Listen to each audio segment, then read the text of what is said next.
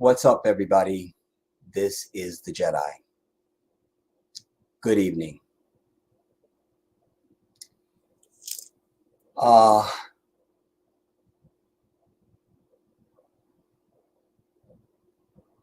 Good evening. Okay. I don't plan to be here long. I'm very tired. But I was compelled to speak on this. I had a myriad of things that I really want to speak on and subject matter and things that I prepared to bring you. Um, but all roads lead back to us. And just when I thought I was not going to do a stream today and I was too tired and I just really just wanted to be lazy and relax, I had the unfortunate experience of seeing um,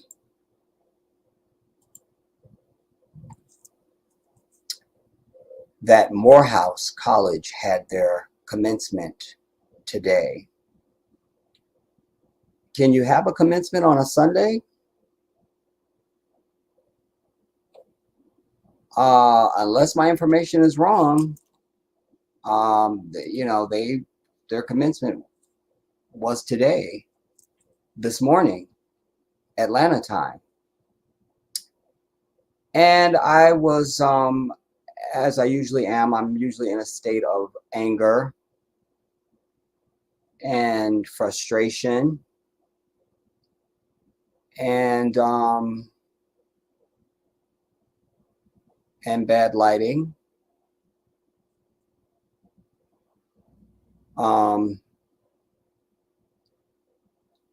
With everything that's happening in Gaza and the Congo and what's happening here, there's so much chaos and confusion being manufactured. The saying that the only thing needed for evil men to succeed is for good men to do nothing. That's so true. I know it. But what the statement doesn't say is that you can't get enough good men to do anything. If there are good men, and specifically as it relates to us as African people, I've said to you the truth that Black women really don't have any incentive to stand in the cut for us, to be loyal to us, to bear our children, to marry us, to defend us. I've never been a man who wanted anything that I didn't earn. I don't want any credit without the work. I'll take a free gift, but that's not the same thing. Talking about honor, respect,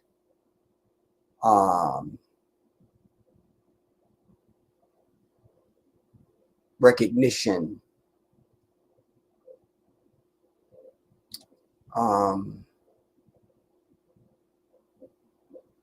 being held in any esteem or given any accolade for anything. I never want the credit without the work. And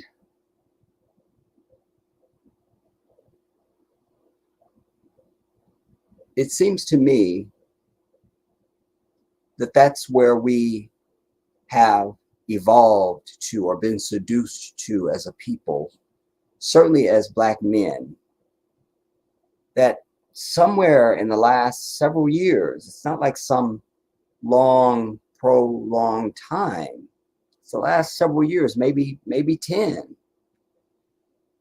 that there's been this onset, a crescendo even, of brothers really going out of their way to switch the roles and to disrespect our woman. Suddenly there's this threat that seems to be manufactured and pervasive amongst Black men, that somehow the Black woman is the enemy, and how dare she want me to be a man? How dare she want me to take responsibility? And she needs to come with her 50%, and she needs to bring something to the table. And I wear the pants, and women want to lead. They want to wear the pants. They try to tell us what to do. They try to take us for everything. I'm a high value man. She's a low value woman. You've heard the vomit. And then the advent of the Kevin Samuels of the world, and any one of that ilk that was preaching that twisted gospel. That's all intercultural.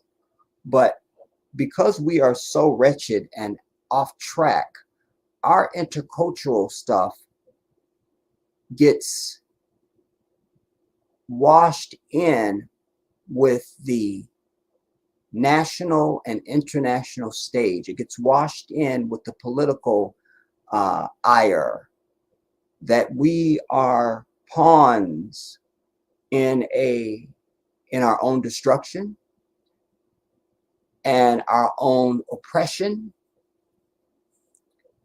our own betrayal, our own lack of progress, that we refuse to be a group. Too many Black people get the joy of saying, well, we're not a monolith. We're not a monolith, you know.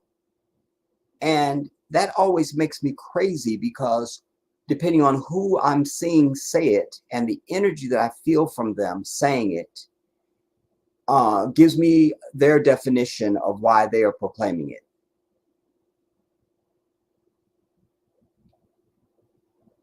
They're not separating a basic understanding of individual self and still being able to be part of a culture, a very rich and ancient culture, the only culture. Too many of our people cannot chew gum and walk at the same time. How many times have I been on here and we're discussing something? I'll give you something basic. Let's say we've decided Oprah is over. We've dragged her for filth, and Oprah is, you know, she's whatever we've labeled her.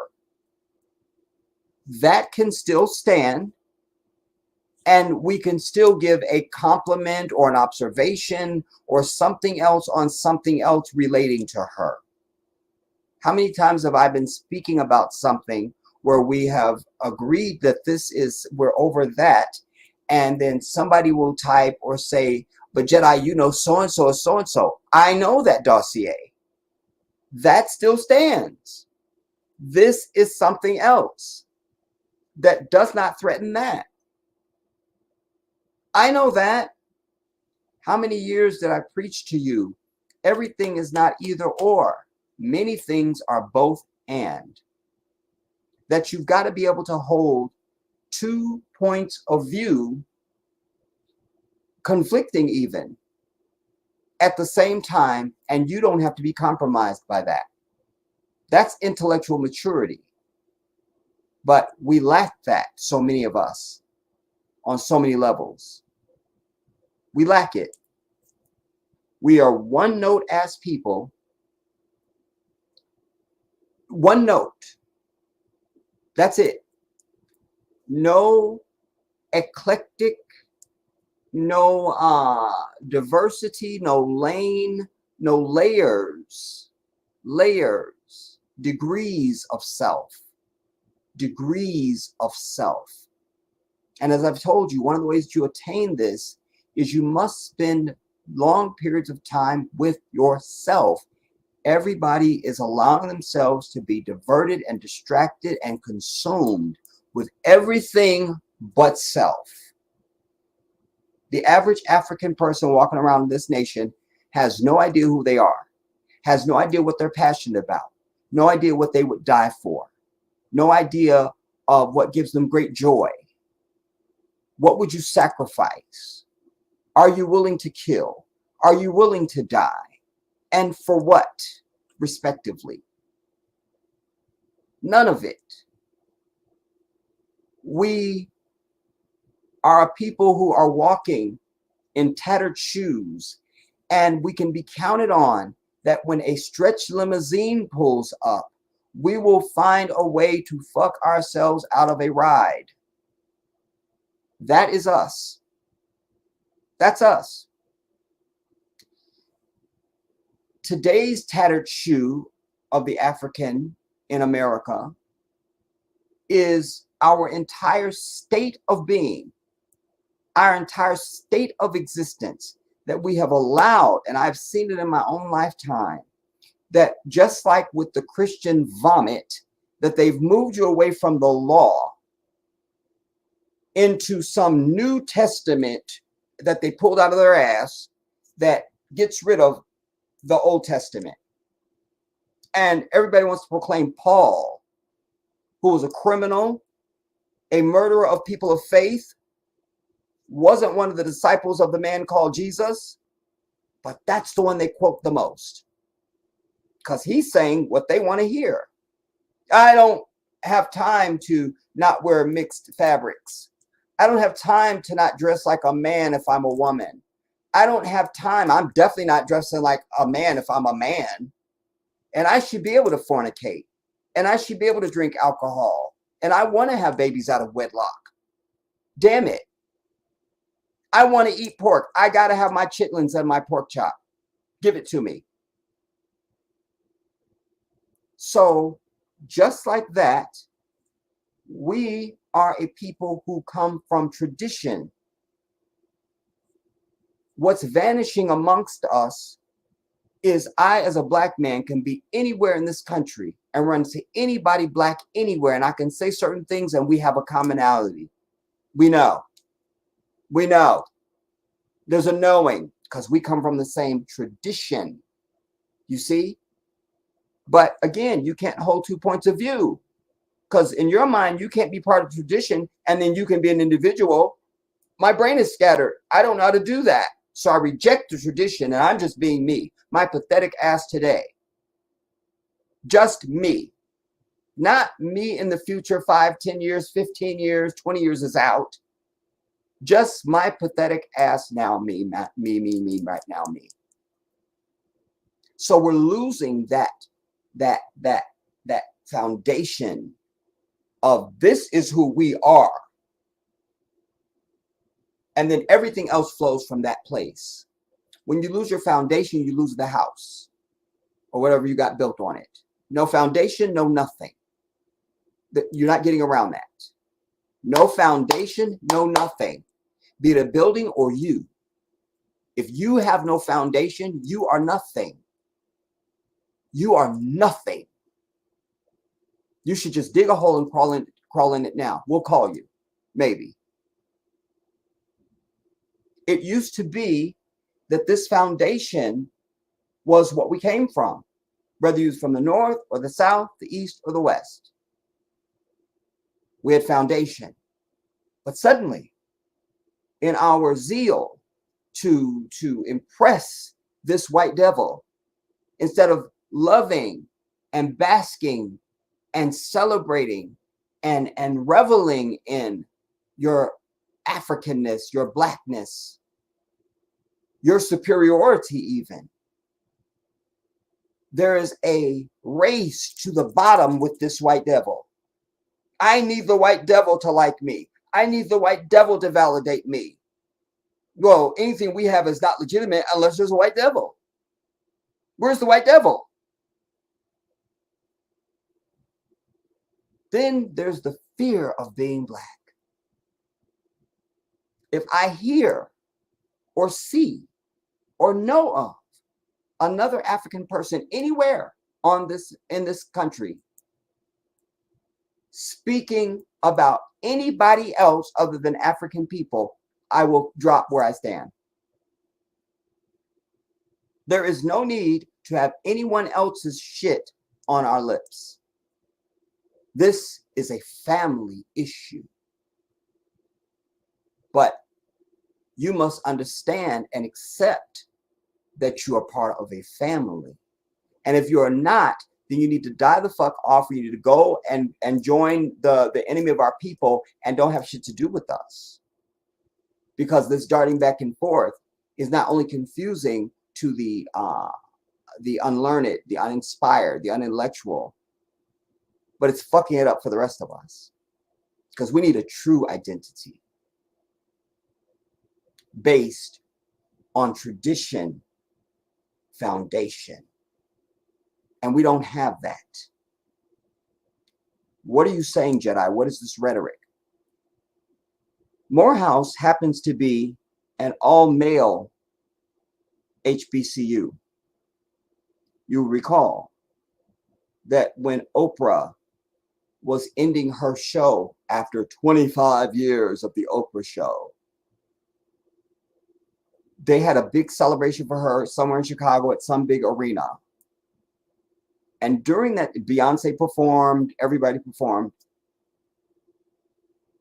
Somewhere in that gala, you had all these brothers from Morehouse coming out in a line. They were snaking around or something. And they were reminding Oprah, you paid for this many scholarships and you did this for the men of Morehouse. And she was in tears. And, you know, these were black men. This is why this stream, this conversation is so important, because it's a moment for me to crystallize a major foundational teaching, philosophy, and belief that I've tried to communicate over the years as it relates to specifically African men in this bitch. You are not worthy to be called a king. You're definitely not worthy to be called a man even, if you do not understand and adopt and get in line with the principles that I'm going to lay out in this stream. I don't care who you are, I don't care how grown you think you are, how much hair you got on your face, how many kids you got, how many baby mama you got. That shit doesn't make you a man. And I'm going to tie that to why we are not worthy as black men of even a smile from our women. Not worthy. Not worthy. Because the hell that they're catching is a direct result of our absence. That we want to beat our chest when it comes to getting some loving. You know what word I was going to use. And laying up on them and getting what they got and all of this. But as soon as they're in struggle and in peril, we're missing in action. We're going to wait for Sandra Bland before we need to march and protest or have anything to say. But we're nowhere to be seen when our sisters are dying in childbirth, when they're being given cesarean sections when they don't even fucking need it. We're nowhere to be seen. We're not on the scene. We're nowhere.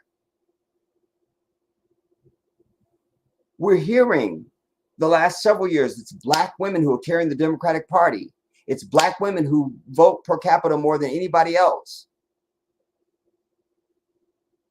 But we're not there to do anything at all. So why this Morehouse thing has me so worked up is because they invited the diaper to speak. I've got some videos I'm going to show you. They invited the diaper to speak. And apparently there was some controversy around him being invited to speak at their commencement today. We're seeing on predominantly white college campuses, it's the headline, the protest for Gaza, people setting up camps, and they're not leaving, and they're making demands and asking their university to divest from everything to do with the shit staying in the desert and all of that. Now, grant you, they're hiding Black protesters who might be a part of that. And I'm not mad at that, because if it's us, it should be us. That's one of our many problems. It goes back to being afraid of your Blackness, afraid to be African, not feeling validated or legitimate unless there's a white devil attached to whatever you're doing. So I'm not mad that they're not really showing the Black protesters that are in great numbers that are part of this. But we're not seeing anything on Black campuses. But I want to keep it to Morehouse.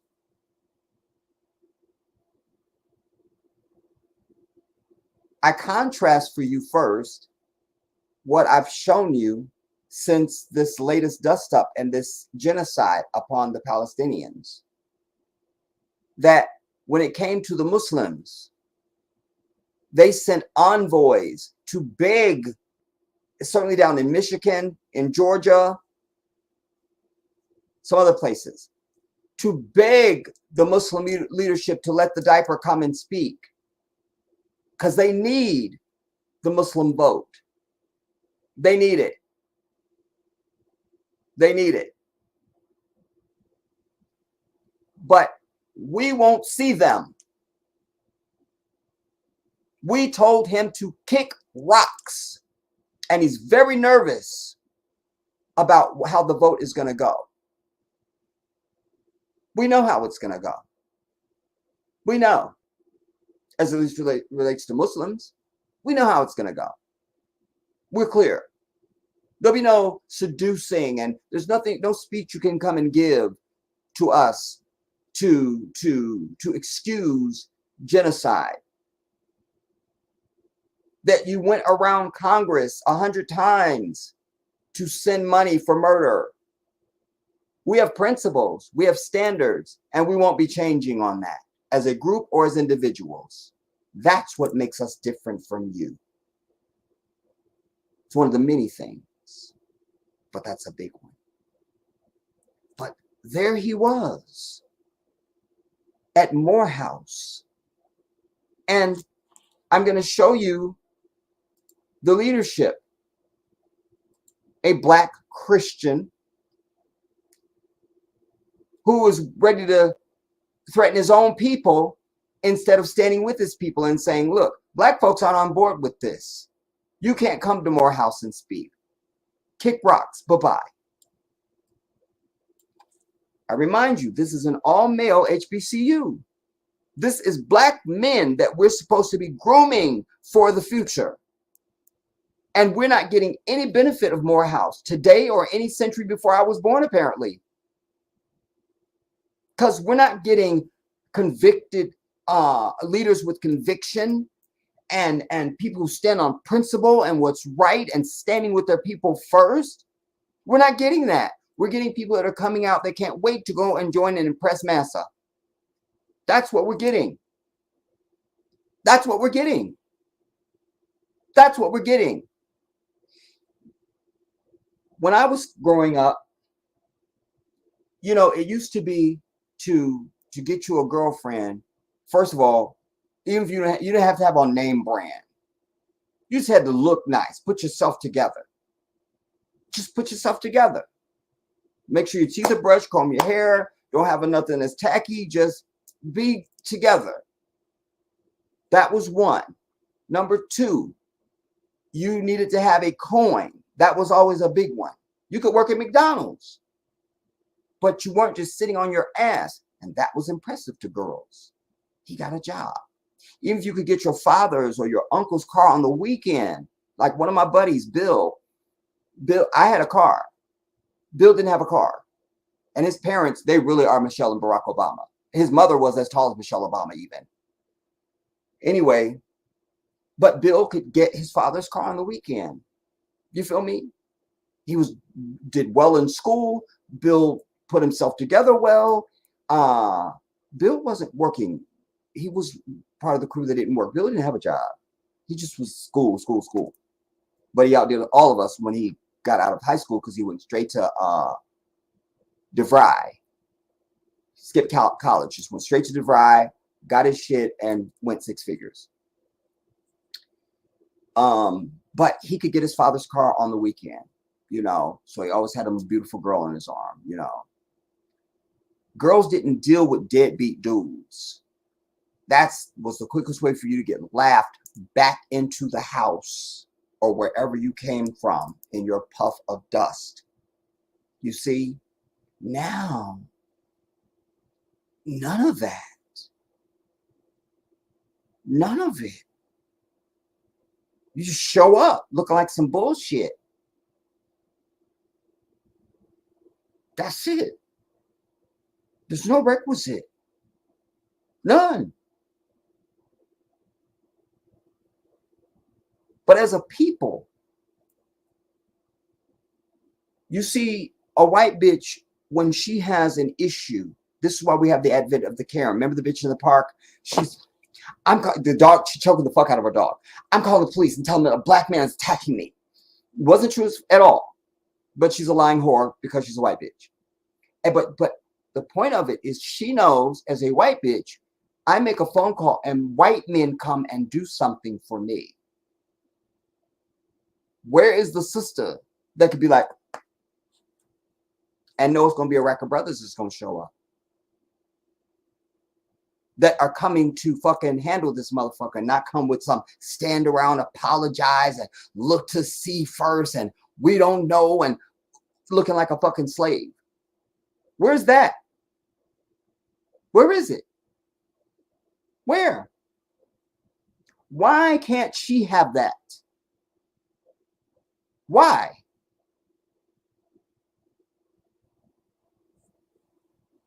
I told you, after the bastard Dylan Roof went down and shot the people in the church, the first image I saw was big ass grown dudes in a prayer circle, bitch. A prayer circle. A prayer circle. Not, let's go get so-and-so's truck. Where's your rifles at? Where's my pistol? None of that. A prayer circle. We don't really have, and we haven't really had depicted in movies, the black damsel in distress because it's kind of unrealistic. Ain't nobody come to save her black ass. Niggas ain't nowhere. But the white bitch, she trips over her heel and she's saved. She's saved. So here now, with this issue with Morehouse, think what it would do to the psychology of our young girls and our women of all ages to see a university made up of nothing but niggas say, nah, not right here. Remember how excited we were a few years ago? The football team at Ole Miss or somebody somewhere, they were like, we ain't playing. And I've been preaching and begging for this. Y'all just don't play. Just don't play. Just don't play. And finally, somebody was doing it. So imagine what this looks like to our women and our girls. Young black girls don't even have a perception or an image in their heart and their soul from the time they're little girls that, oh, black men protect me. They make stuff right. They fix it. They make stuff happen. Like, that's what we should be known for. It's kind of like, I've told you, like, you know, and here's one of them cultural things that we're losing, but I'm gonna give you one. It's kind of like when I was growing up, anytime a black woman do this into they bra, good things happen. Gum, candy, money, keys. You feel me? When they go in that titty, something good coming out. This is a glorious movement for me. When I see a black woman do that, oh, you're going in the titty. That's it. You feel me? Goddamn it, a passport might come out that bitch. You don't know. It's something good coming out. It's something good coming out. You feel me? So that's something that's in me from the time I arrived on earth. Good things come from that titty. Good things. Magic even. So this is the image that young black girls and women should have about black men, that we get stuff done, that when we are present, things happen. How many years have we gone? And I've bitched and bitched and bitched and bitched and bitched that every time there's anything happens to one of us, somebody gets shot down by these fucking demon ass, gang member ass fucking police. It's a woman standing at the podium in tears. We can't find a man. Can't find him. I just seen there's a case that I think is not, it's fresh, but I think it's a couple months old. There's some military dude that they got a call for a disturbance and they went to his apartment. It wasn't even his apartment they were supposed to be going to. And whatever state it's in, you can have a gun, but he's in his house and he can have a gun in his house and he can have a gun anyway. And so he didn't have the gun raised. As soon as he opened the door, the cop fucking blasted him to death. You feel me? And what did I see? Black women stand at the podium. I couldn't find a male. Couldn't find him. Couldn't find him. So women are absorbing this even if they're not paying attention. They're absorbing this consciously and subconsciously. There's many of them that know what I'm saying and they're paying attention. But there's a whole nother population that just like, oh, I didn't know that. And then there's some that it's in there and they just don't know it. But they're acting in reaction to it subconsciously. This is where you get the statement, I don't need no man. That's where that comes from. Because she's not seeing anything good from a man. Like, why? Yeah, I need a man. And slap a bitch that say they don't. Girl, I need a man. Because we're not shown our goodness. We've not shown our worth. We've not laid a case, an argument of why we are necessary in their lives. Black woman, I can protect you. I can provide for you. I can make legislation happen for you. I can change laws for you. You understand? Yes, I can get you a reparations check. Whatever. They got to see something coming from us that when they see us, they know that's something good right there. It's like going into that titty. It's something good coming out. It's something magical. It's going to be magic. It's going to be magic. We've not made the case. So when you have, let's pull up this bastard.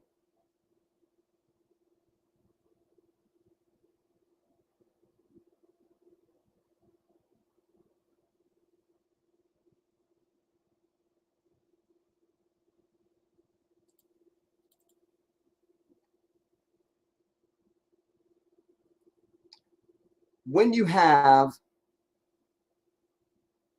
a bastard like this, is this it? This will get us started because I have a longer piece on him.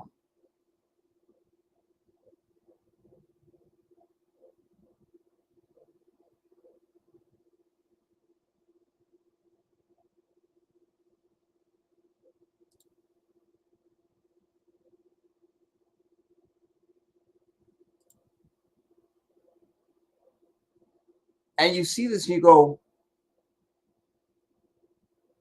what did I just do?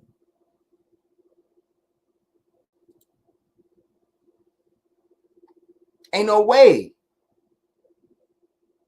And I just think, man, if I was a black woman with the right mind, I'm sitting back, I see this, even this today, I'm like, these niggas can't do shit for us. Not a damn. Morehouse. So just see the whole report, because whatever. Because the rest of it is I'm going to be discussing that. I really just want to isolate the I don't know if he's the president or whatever he is, but that's fine.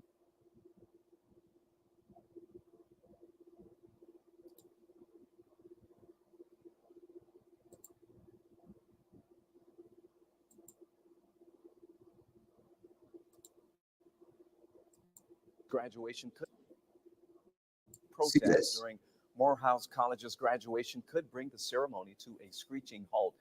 Well, President Joe Biden is set to give an address on Sunday, but tensions surrounding the war in Gaza have been overshadowing the upcoming speech ever since it was announced. That's right, Ron. So now the president of Morehouse is saying there will be zero tolerance for disruptions. 11 Alive's Erica Murphy live from Morehouse's campus with more on those comments. Erica. Faith, you know what? Protests have been taking place all across the country during graduation ceremonies and even here in Metro Atlanta. But now the president of Morehouse College is saying that that type of activity is not welcome on that campus on Sunday. President Joe Biden is scheduled to speak during graduation Sunday at Morehouse College. Security will be tight, and the student body is split over that decision, due in part to the war in Gaza. College President David Thomas says he's aware of the possibility protesters could use the commencement ceremony as a platform, but he won't allow it. We will also not ask police to take individuals out of commencement in zip ties. And this is one of the old bitches that are holding you the fuck back. But more than that, another weak ass black man who will not stand for the culture, won't stand for the people. You understand? Again, this is an all male college. If faced with the choice, I will cease the ceremonies on the spot. At least. If faced with the choice, I will cease the ceremony on the spot instead of standing with my people, because what? Massa is so much more important to me. Two demonstrations. And then look, black women, right there. You see what I'm saying? It's one thing out there.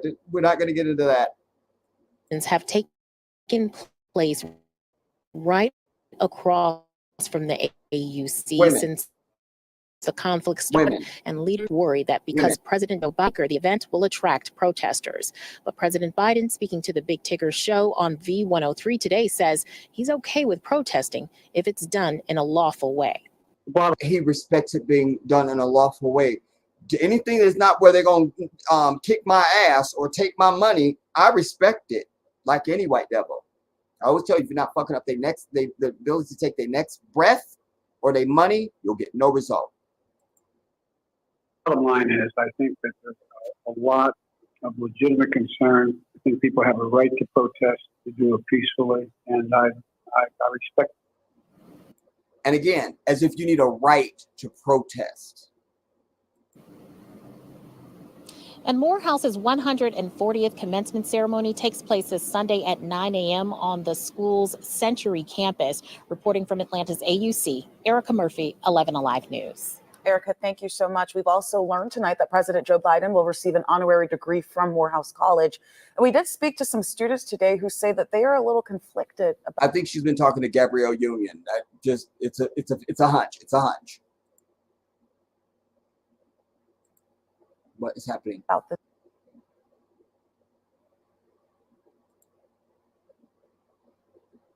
this visit. I know things are in the Middle East that's going bad, and already yeah, weak. I think the president Already speaking for weak. everybody is very good. And then today, he's at Morehouse College, no hair on his face. Hear that again.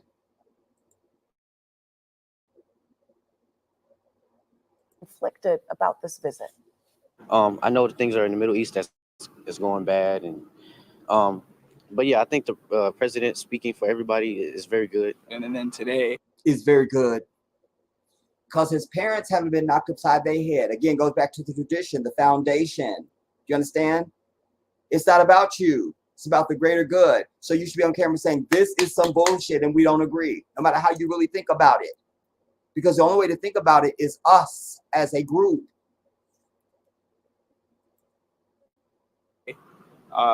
choosing to give Biden an honorary degree, there has to be some level of inclusion, for people who are on the other side of the spectrum when it comes to. These are all statements of weakness. You understand? No warrior, no fight. You see, in the society, there's a I'll just call it a cliche because it's not really cliche, but I don't have another word for it. But in the society, I always say girls go for the bad boys. They always want a bad boy. We just some punk bitches. There's a whole lot of ways you could be gangster and grab the attention of your women, and we don't do it. The president coming to speak here at commencement. Well, this Sunday, we are covering President Biden. Okay, that's that one.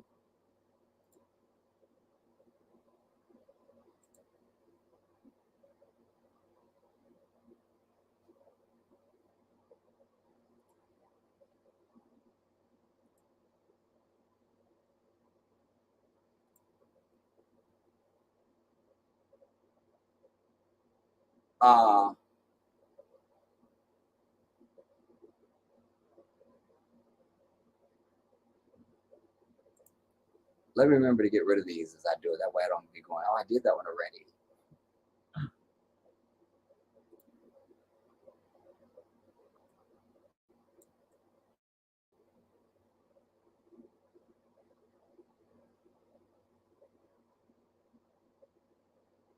That they're willing to stop the ceremony instead of staying on conviction. And then somewhere in one of my clips I have, where they're, like,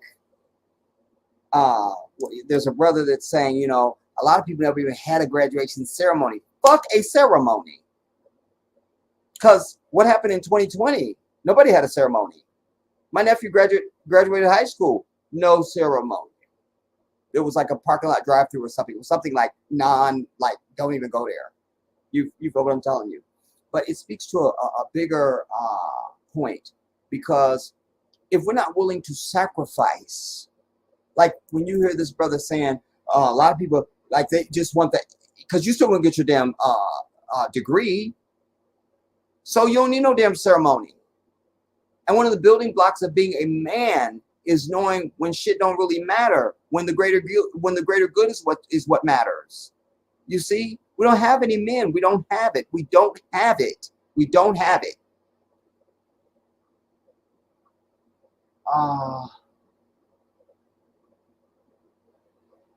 I'm not ready for him yet. Wait, maybe that. All right, we'll see this just because. Why not?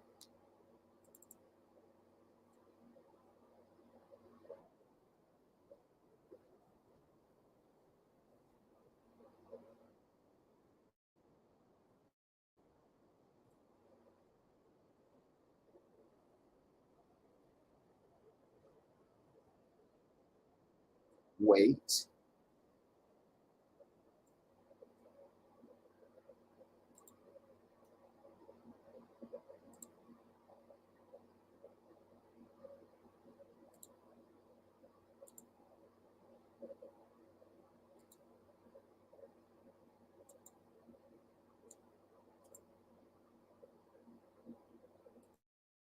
Weekend, President Joe Biden will be in Atlanta. He's expected to attend a campaign event tomorrow, then deliver the commencement address at Morehouse College on Sunday. The invitation has caused controversy. Some students and faculty disagree with how the president is handling the war in Gaza. See? 11 Alive's Ariana there. Maniz joining us. That's what I meant. We're made our intercultural stuff becomes you know, mixed in with the national and the international. This shouldn't be a fucking news story. The only story should be that he's not speaking at Morehouse. That's all we know, if they know that. You see? But she's reporting that there's controversy. Some think this, some think that. You see, this is the division that they know and they fucking play on. Sunday. That's why I've told you forever, we have to separate the weeds from the grass, everybody. I am fully over any and all black people that don't think the right shit. I have no space for them at all in my life at all. Give a fuck what happens to them. The invitation has caused controversy. Some students and faculty disagree with how the president is handling the war in Gaza. 11 Alive's Ariana Manise joining us live from the Morehouse campus. Ariana, it shouldn't just be about the war in Gaza. It should be, he can't come near any of us, nowhere, no fucking houses of death, known as churches, none of universities, no restaurants, because there was another report I saw where he was going to some major restaurant in Atlanta. Nah, he shouldn't be going there even. Hold up.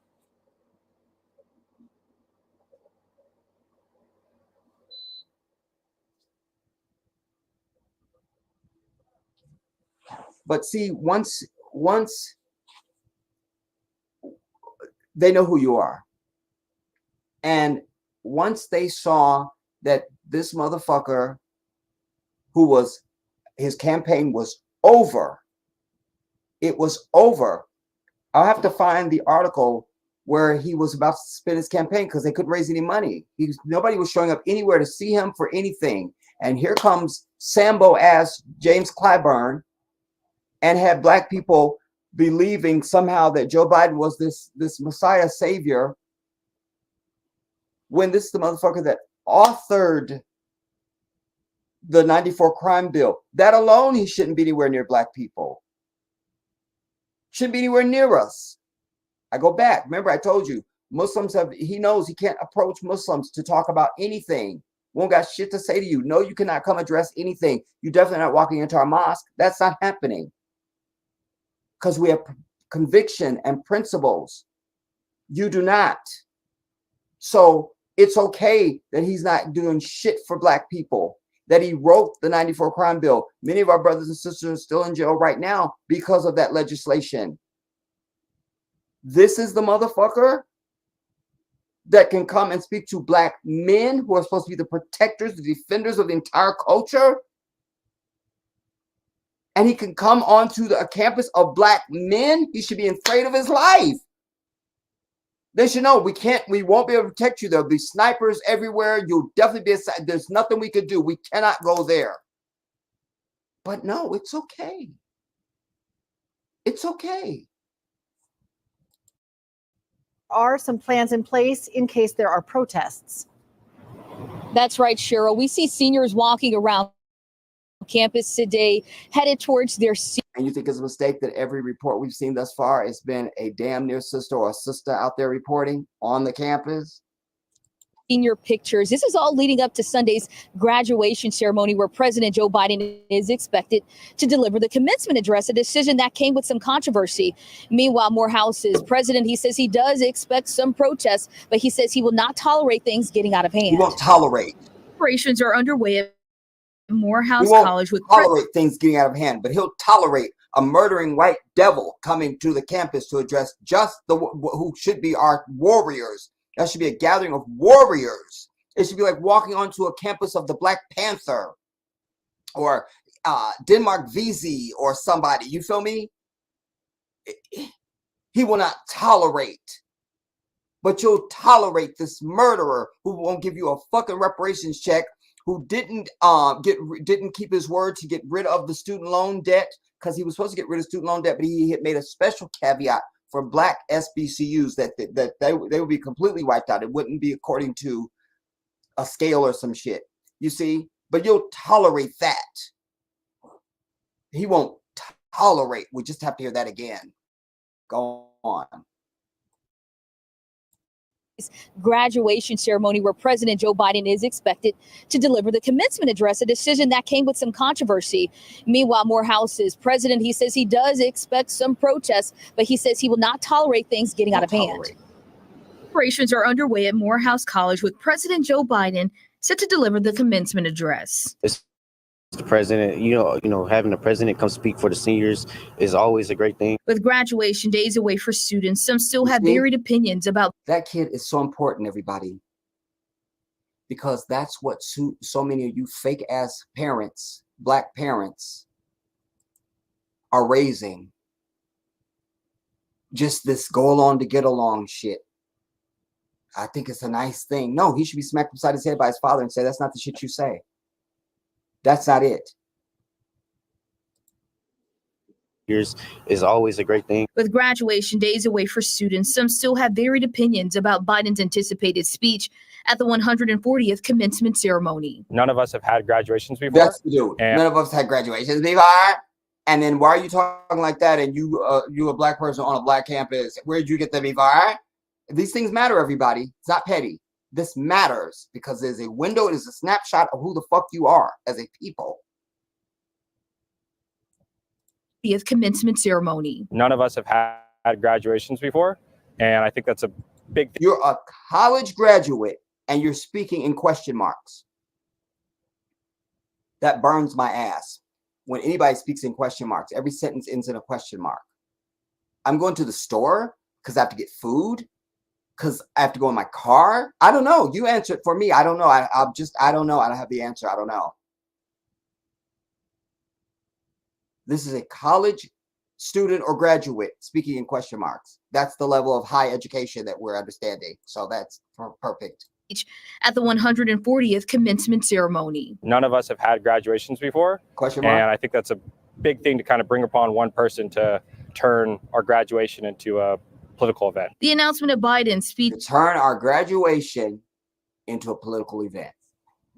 He reveals his complete lack of light in any room that he's in. It's pitch black. A political event. Like as if it's counting delegates or something. Bitch, people are being murdered off in genocide. It's not a political event. You see?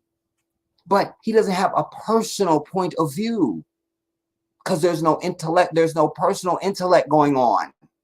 This is why he speaks in fucking question marks. Do you understand?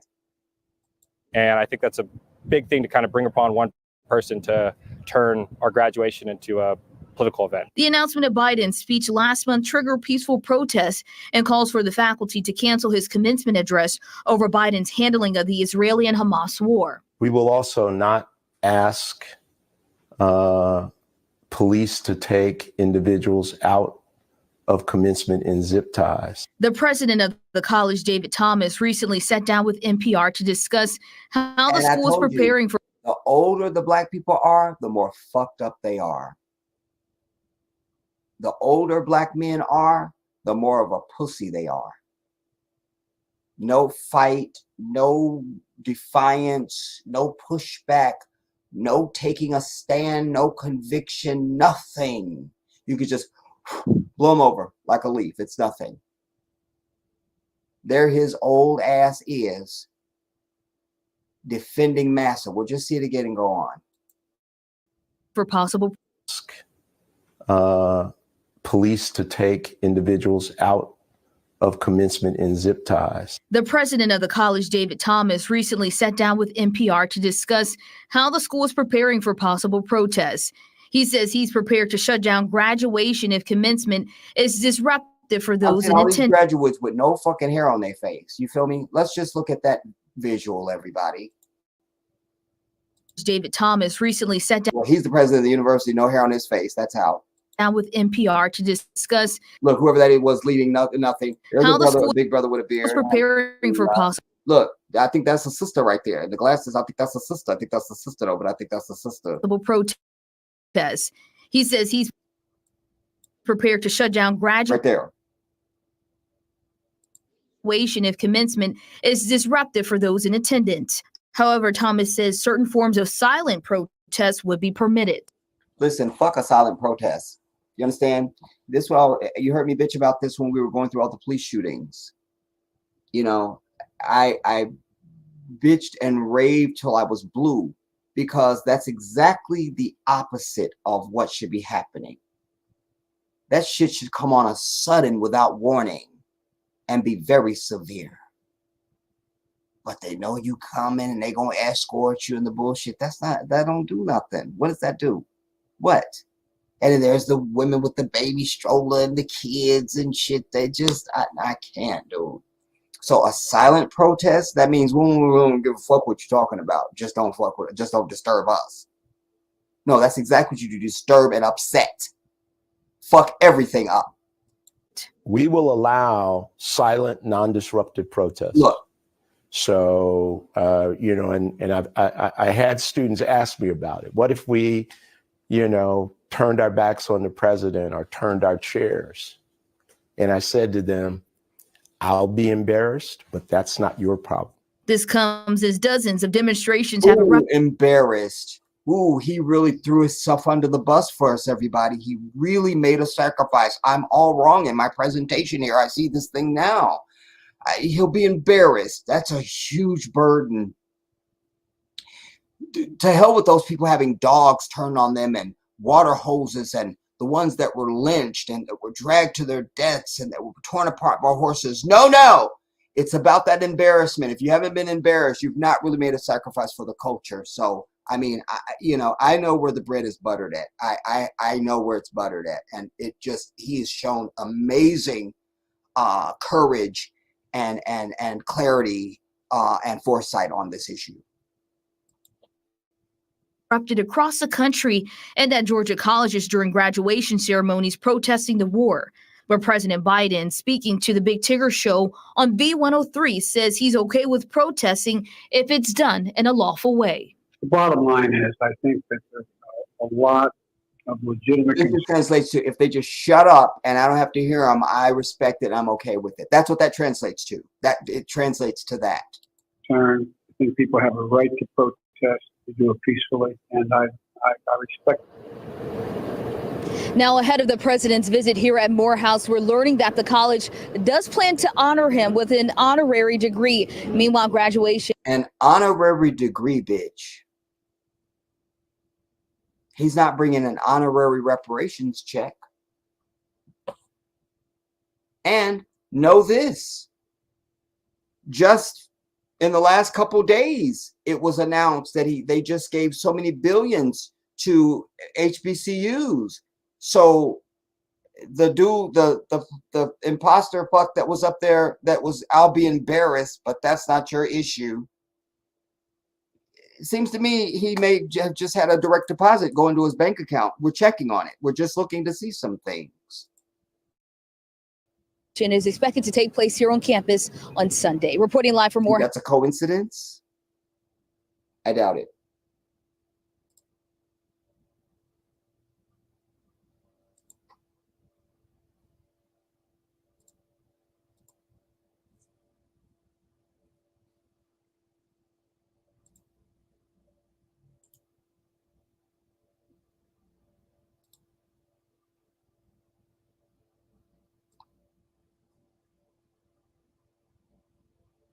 This one I was going to save for a little later into the presentation, but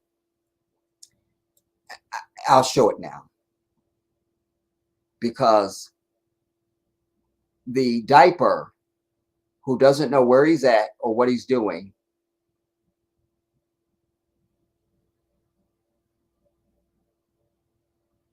no, first we have to see this. I think this is what I think it is. Oh yeah. This is it. And I can't rewind it or fast forward it because it's bullshit. All right. So we just have to hear it out and let it play from what we didn't hear.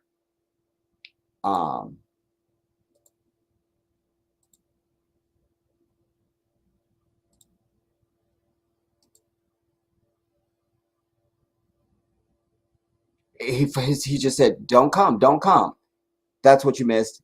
Let it go. Come. By the way, Rick James is on the phone and he's pissed. He's calling from the grave. I don't want to say too much. With all due respect, don't come. It's just in bad taste. Considering the fact that there's genocide happening, and also just like the history of like this campus specifically when it comes to community organizing, protesting, and things like that. To me, it's just like how you in Georgia and you sound like that.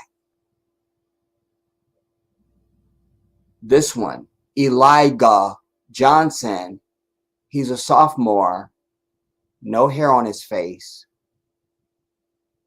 Go. He's trying to get the black vote. He's trying to get the black vote. Personally, he's saying the right thing. This is Isaiah. He is a junior. I don't understand why he was picked as a person to come speak. This kind of, you see the shy, I don't know why he was the person picked to come speak. What is that? What is that? not normal for a president to come here. The Gaza issue is a This is Melvin. He's a senior. concerning issue, No hair on his face. but at the same time, we know that it's not just the president that controls what the government does. The president's going to be here whether we want to or not. I will take Joe Biden because, again, he brings prestige to the school. And he brings prestige to the school, everybody, because what did I say to you in my opening tirade? You don't accept anything unless it's some white devil attached to it. It's not legitimate. It's not been, it's not the place to be. It's not the happening unless it's a white devil. He just said Joe Biden brings prestige to the school. How many centuries has fucking Morehouse College been there? And now we need this diaper to come and bring prestige?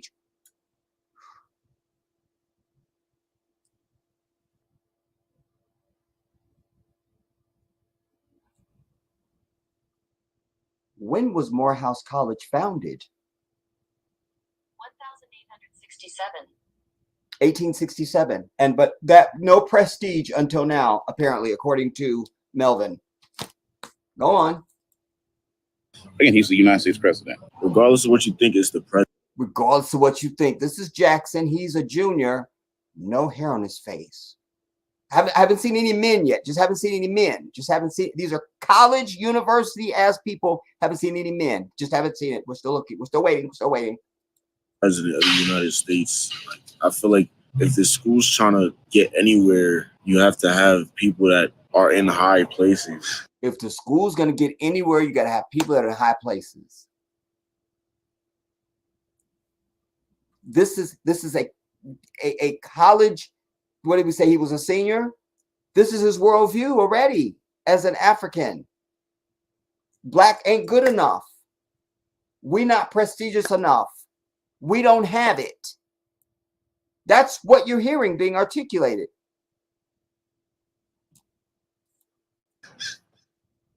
We'll just let it play again just because. Don't come.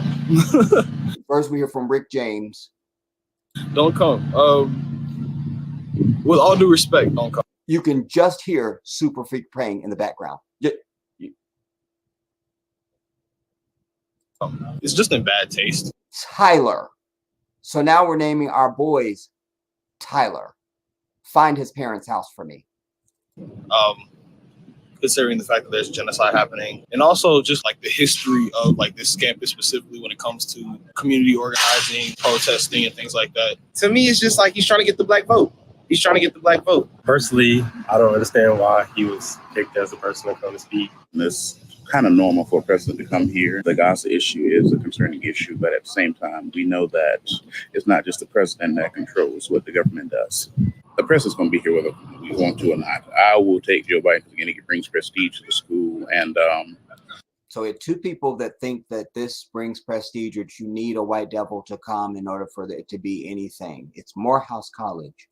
Again, he's the United States president. Regardless of what you think is the president of the United States, I feel like if the school's trying to get anywhere, you have to have people that are in high places. Where's the school trying to get?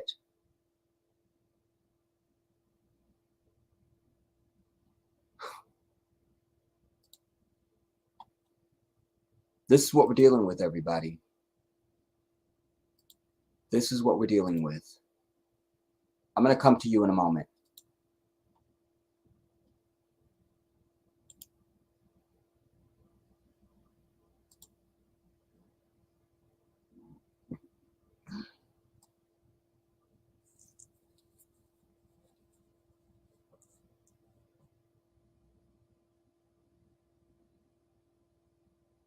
I heard somebody, no, I was speaking to somebody the other day in the last days.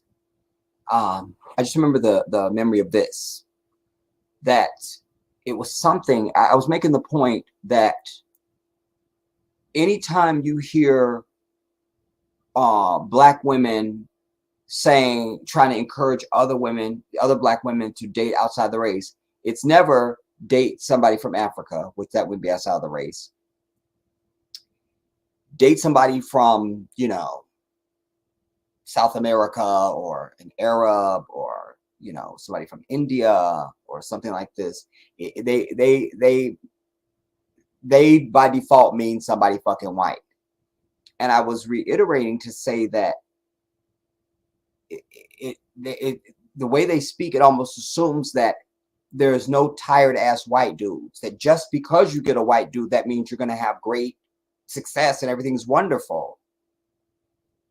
That's usually how they speak in terms, without saying it, but it's implied that there's no deadbeat ass white dudes. I mean,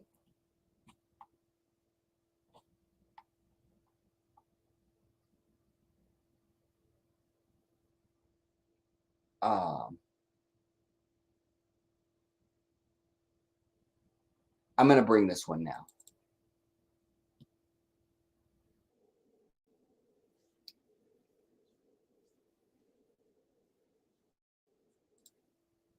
This is how uninformed this diaper is.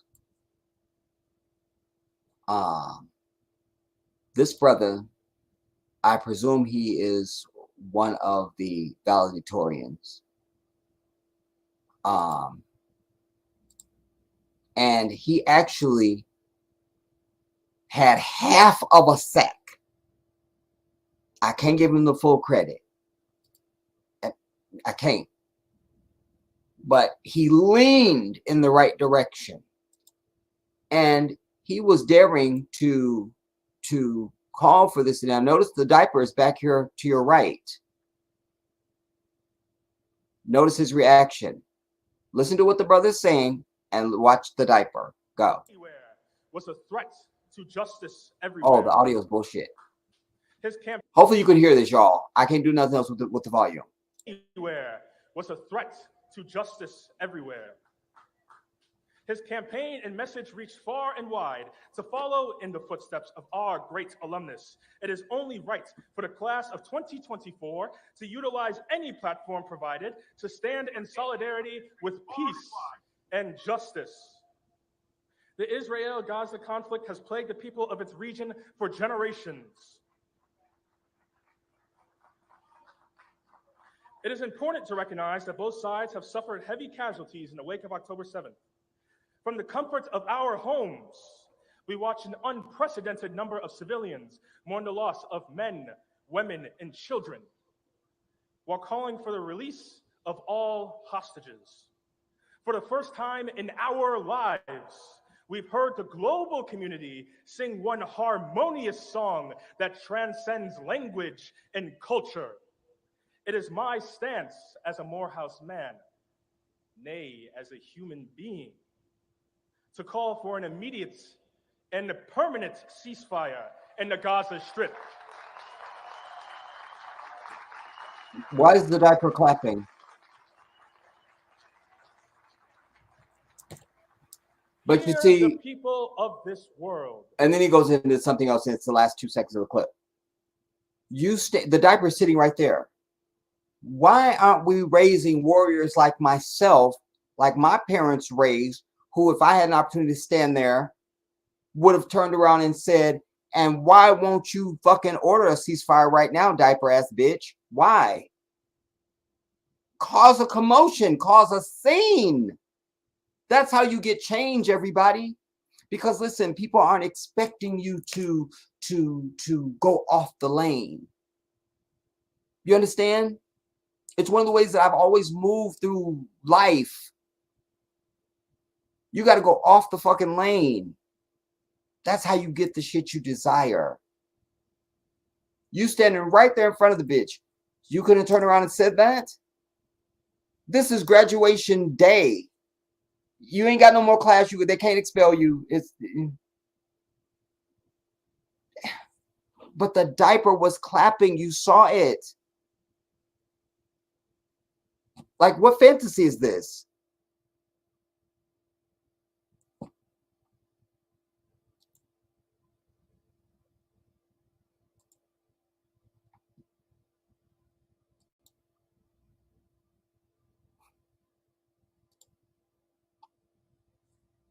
Wow.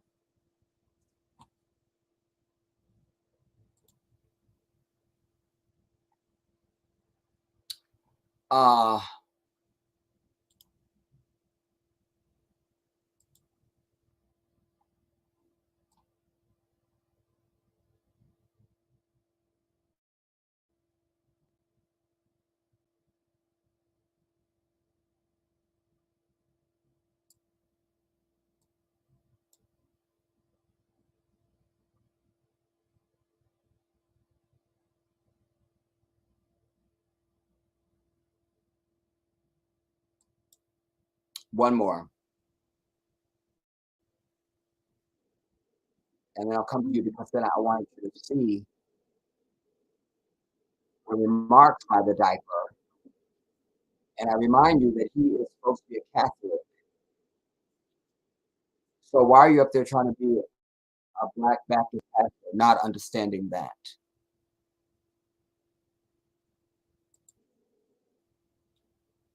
This is also worth saying because I cannot stand the fuck out of Andrea Mitchell, the lyingest whore on television anywhere.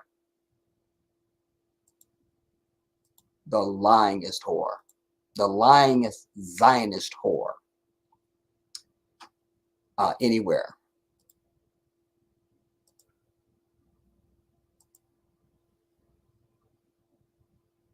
President Biden, as we've been saying, is set to deliver that big commencement address Sunday at Morehouse College, an HBCU in Atlanta. And by the way, any of you who are politically savvy, have you noticed that this bitch sounds just like the Debbie Wasserman Schultz bitch? They have the same intonation. It's the same note. The Debbie Wasserman Schultz whore, the curly whore that heads up the Democratic Party, and this bitch. Same audio.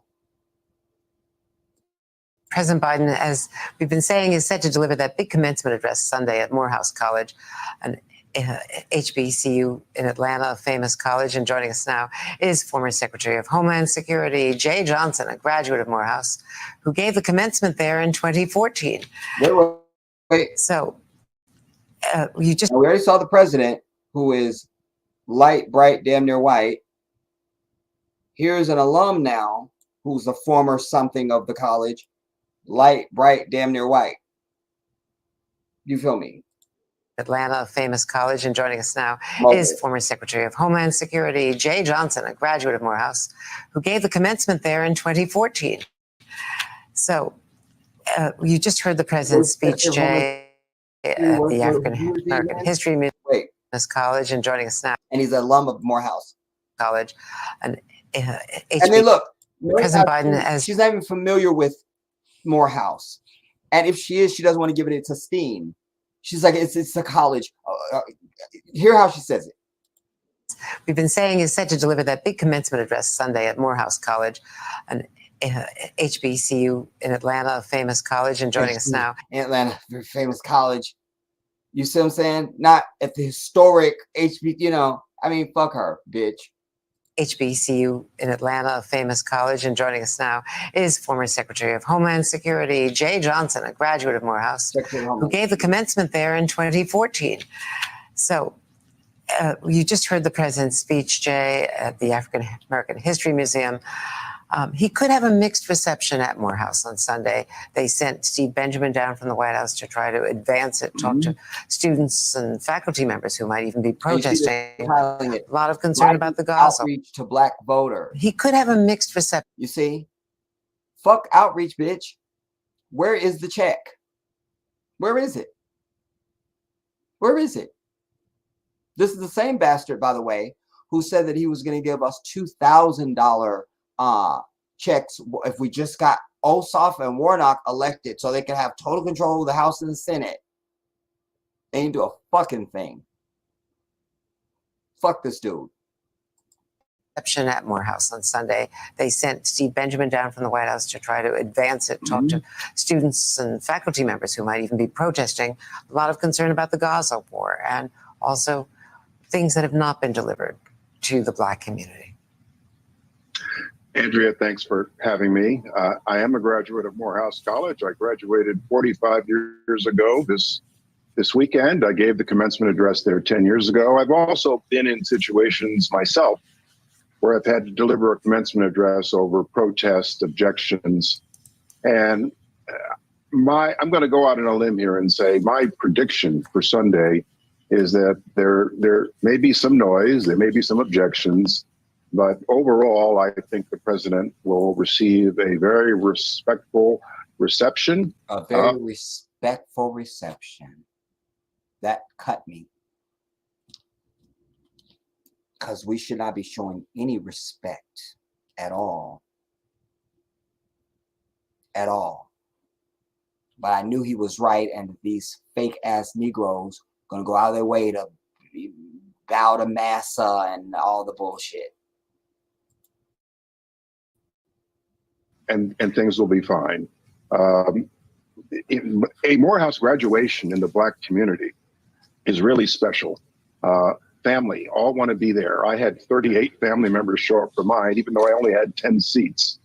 And, you know, everyone shows up, the parents, the grandparents, the aunt from Philadelphia, the cousins from Chicago, and they all want to see their graduate walk across that stage and shake the hand of the president of the United States, and they'll be very unhappy if something disrupts that. Why do you think the president's having a problem in support? It's clear in the polling from Black people. They helped put him over the top. A critical win in the primaries, of course, with South Carolina, and Jim Clyburn. Black women, Black men, and it's just a lack of enthusiasm. Is it age? Is it Gaza? Is it not delivering on certain things for the Black community? Or anything. Andrea, I think that to address that, it's important for President Biden to talk to Black voters, not as Black voters, but as voters. Black Americans, like everyone else, are concerned about the economy. They're concerned about inflation. They're concerned about their children's future. They're concerned about healthcare, and deserve to have the president talk to them like everyone else on these same key issues. And I think that's the essence of it. In the end, I'm sure that Black vote will come home to President Biden. But he needs to talk to Black voters as voters, in my opinion. Well, Morehouse also, of course, is in Atlanta. It's the largest city in the swing state of Georgia. Biden flipped that, as we all know, less than 12,000 votes. Certainly Donald Trump knew exactly how many votes there were in that. And if you, again, we're not a people who ever make a demand. Before he spoke in any of these houses of death, these weak-ass, fake, bitch booty-ass Black pastors don't understand. They're in a position to say, you're not going to speak here unless you do this for Black people. We want it in writing, and this is what we're demanding. And this is the time frame we want it in. You want to come speak at Morehouse? This is what we're demanding. And you hold the motherfucker hostage for the shit. You don't want to do that? Then go kick rocks and speak someplace else. Then you're the president of Morehouse. You get up and say, I know y'all don't want this motherfucker to speak here, and I don't want him to speak here either. But we're going to let him speak since he just feels like he needs to speak here. But this is what we told him he must do. You see? both and everybody. That signature phone call.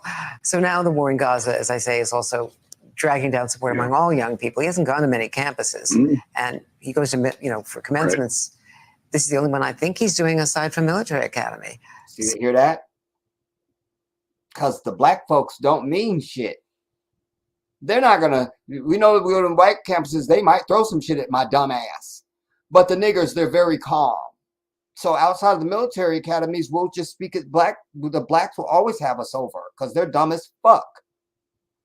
That's the translation, everybody. That's the translation. You need hard language instead of this nicety shit. So now the war in Gaza, as I say, is also dragging down support among all young people. He hasn't gone to many campuses, and he goes to, for commencements. Right. This is the only one I think he's doing aside from military academy. So it's not traditional in a campaign year. He's faced protesters along the road, but as you point out, people are not feeling the improvement in inflation and the improvement in the economy and in jobs. Andrea, if I could, I think signed the anti-lynching bill. You understand? It's 2024. It's still okay to lynch fucking black people. That should have been easy as fuck. That Morehouse is the perfect venue to try to talk about, given that it's the alma mater of Martin Luther King, to try to talk about the distinction between peaceful protest, peaceful, respectful protest, which is what Dr. King believed in, without spewing hate, without resentment, even civil disobedience that may violate a court order, but always remain civil, versus violent demonstrations, spewing hate. I think Morehouse is the perfect venue for the president to try to thread that needle and talk about that issue. Given where we are in this moment with everything that's happening on college campuses, I'd also recommend, if I could, that President Biden talk to these young men, these graduates, about his own personal story. He's a family man. He's a father. He's a grandfather who suffered loss, who's persevered. And I think that's a compelling story for these guys. Because he's a white man. So he hasn't suffered. He didn't need to persevere. He's been in fucking Congress for 50,000 years. I mean, this is not, we're done with this dude. We've heard enough. I'm over it.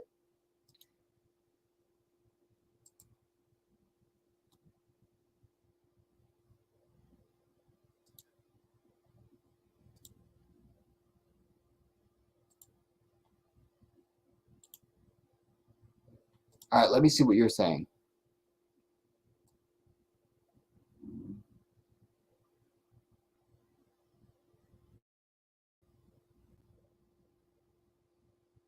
And then I want to see, you need to hear the tone of his remarks in the commencement. In fact, maybe I should go to the commencement. You need to hear part of what he was saying. So you could hear it was nothing. There was no need for him to be there. There was just so that he could say he went there and maybe tell a few lies about some shit he hasn't done.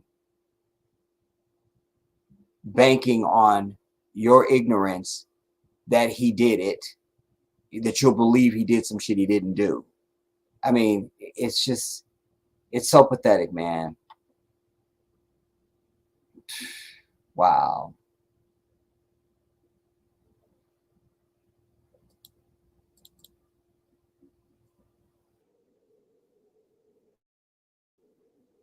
Oh, God.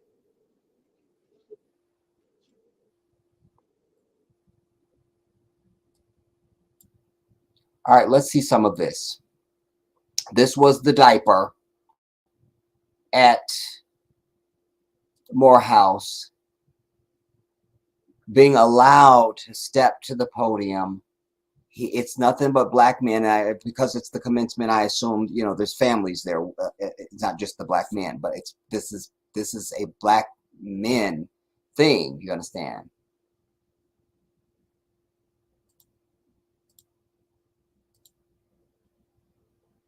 It's no way a white man should ever feel comfortable coming near black men.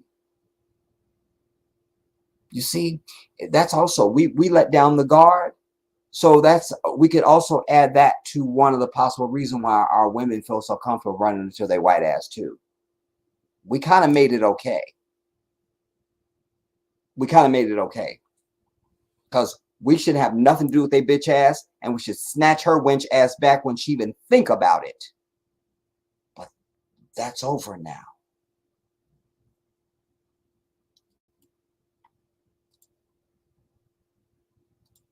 Here's the diaper.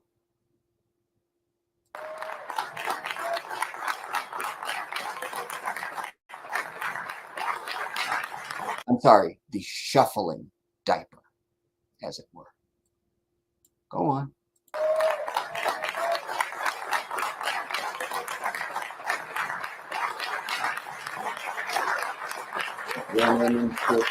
Thank you.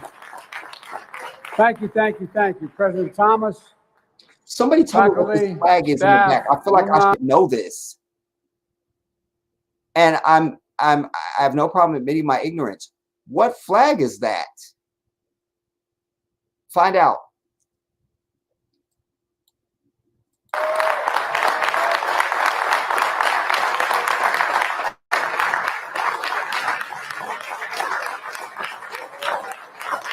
Thank you. Thank you, President Thomas, faculty, staff, alumni, and a special thanks. I'll ask all the folks who helped you get here, your mothers, fathers, grandmothers, grandfathers, all those who got you here, all the way in the back. Please, parents, grandparents, all will help. Stand up because we owe you a debt of gratitude. To all the families.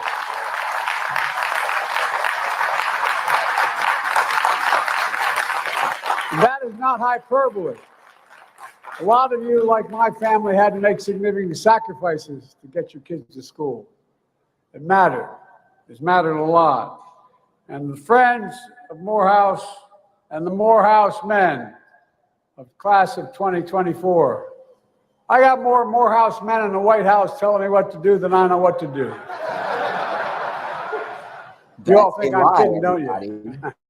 That would be a lie. But remember, he is a white devil and the authors of deception and lies. Go on.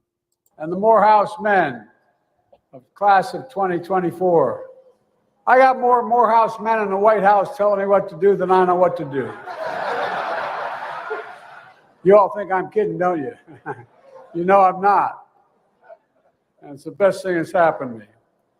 Scripture says, the prayers of a righteous man. See there? Starts right in on the Christian vomit, because that's when you lose your entire ass. They throw that Christian vomit at your black ass, and this disarms you. That's why I've made the point for you over the years. They go straight to the black church when they speak to your dumb ass. You understand? Because that's when you completely disarmed. That's the house of death. That's where your whole fucking humanity goes to die, is that house of death. And so here he is now. He's a Catholic, quotations. And scripture says now suddenly he's a fucking Baptist preacher there. I mean, you know, now he's going to give, I guess, one of Dr. King's sermons, maybe. Why not? You all think I'm kidding, don't you? You know I'm not. It's so upsetting. And it's the best thing that's happened to me. All this. Scripture says, the prayers of a righteous man availeth much. In Augusta, Georgia, a righteous man once enslaved set foot for freedom. The story goes, he feared no evil. He walked through the valley of the shadow of death on his way north to free soil in Philadelphia. A Baptist minister, he walked with faith in his. This shit would never work on Muslims because A, he doesn't know the Quran. So he's never going to walk into anything that we're a part of and try and give us our stuff. It's not going to happen.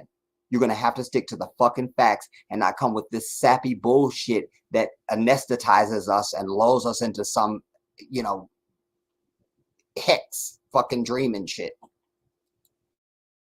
His soul, power in the steps of his feet to glory. But after the Union won the war, He knew his prayers availed him freedom that was not his alone. And so this righteous man, Richard Coulter, returned home, his feet weary, his spirit in no ways tired. 157 years ago, you all know the story, but the rest of the world doesn't and should. In the basement of a Baptist church in Augusta, he and two other ministers, William Jefferson White and Edmund Turney, planted the seeds of something revolutionary. And it was at the time.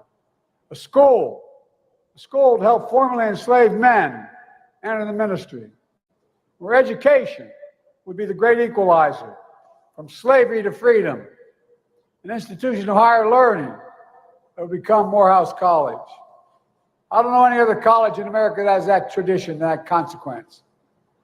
So the class of 2024, you join, as you know, a sacred tradition.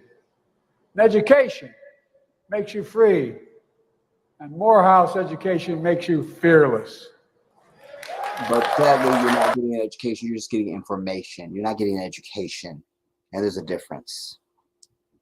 There's a difference. I mean it. Visionary, exceptional. Congratulations. You are Morehouse men. God love you.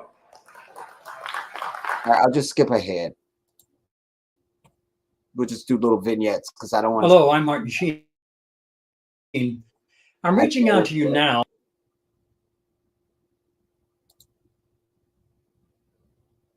The pandemic robbed you of so much. Some of you lost loved ones, mothers, fathers, brothers, sisters, who aren't able to be here to celebrate with you today.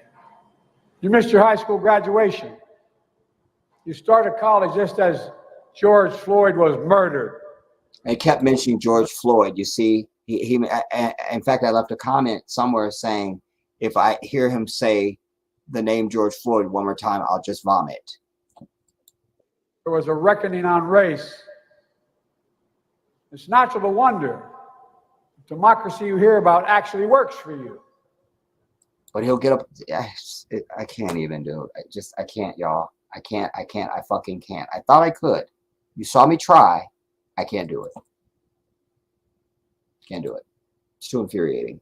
Because in real time, I know all the fucking hypocrisy that's going on. Just that his white ass is standing up there like he has any care for black people in general is upsetting and infuriating to me, makes me homicidal. And then you are up there daring to talk about the righteous man, this Bible bullshit, while fucking 40,000 Palestinians have been murdered off in Gaza. I mean, fuck white people to eternity, bitch. Starting with his old ass, bitch. I can't do it. I don't have that thing where people can talk about unrighteousness and hold their demeanor. I don't fucking have that. I'm never going to have it. And I don't goddamn it need it. The shit pisses me off and that's what comes out of me. I'm over it.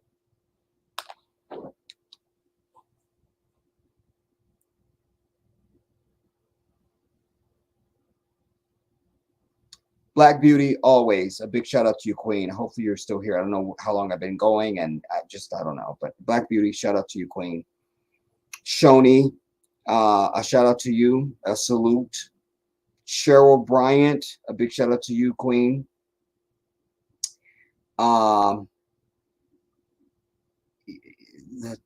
This is not rolling. Okay, are you gonna roll or not?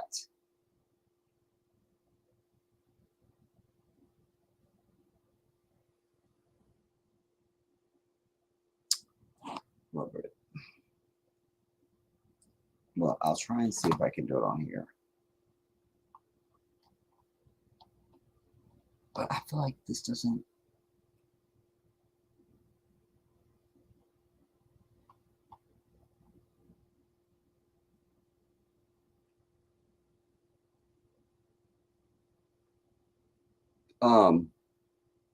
You see a lot of older generations, the older generation of black people love and worship white people and hold these people to godlike status.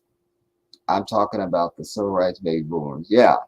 And then they pass nothing on to their children and grandchildren. And they sing this kumbaya bullshit.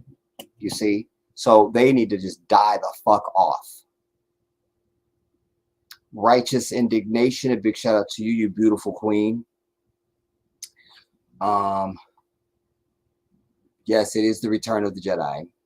Allison, you're going to type War and Peace. You're going to come on camera, sister. I'm not going to read all this tonight. Not doing it. The people that have the most to say won't fucking come on camera. Not dealing with that anymore, Allison.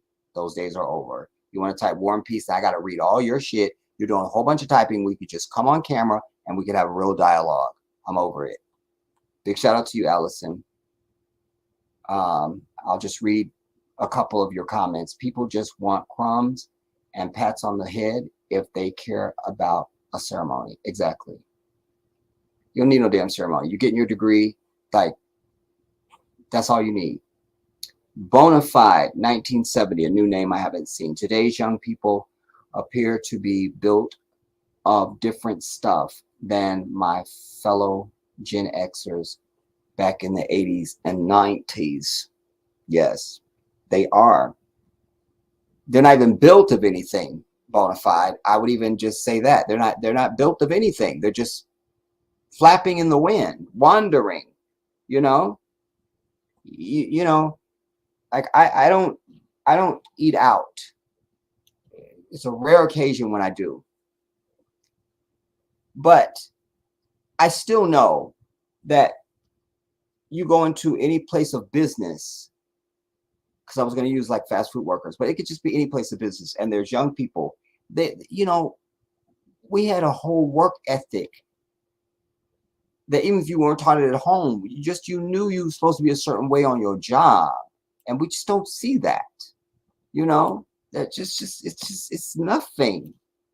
And parents aren't and haven't done anything to affect the finished product. They think they're just gonna pop the baby out and then some amazing human being will just become and shit. You know? It's a shame, dude. Allison, you say they do this to manipulate people and insert ideas into people's perspectives. It's an illusion of what is reality. They are telling us what to think and how to react. And many people can't function until they're waiting to be told what to think and what to do everything. So they've succeeded. Bonafide, you say Atlanta, Georgia should be a no Biden zone. Amen to that. Pookie Bear, big shout out to you.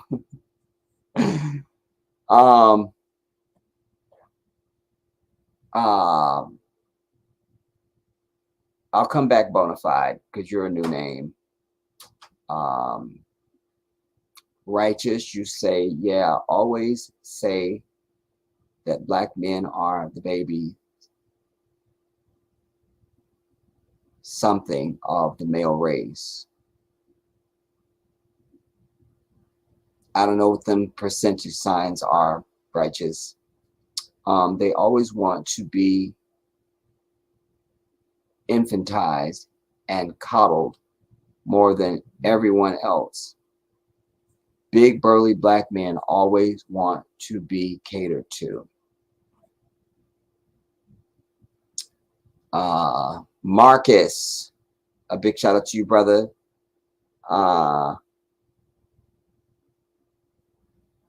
Is this Malcolm's birthday?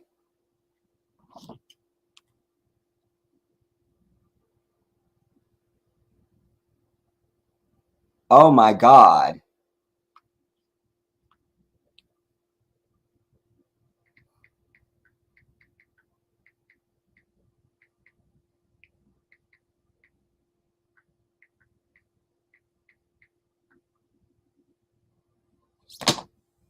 I done lost my mind. And that's my king. Phantom Beat.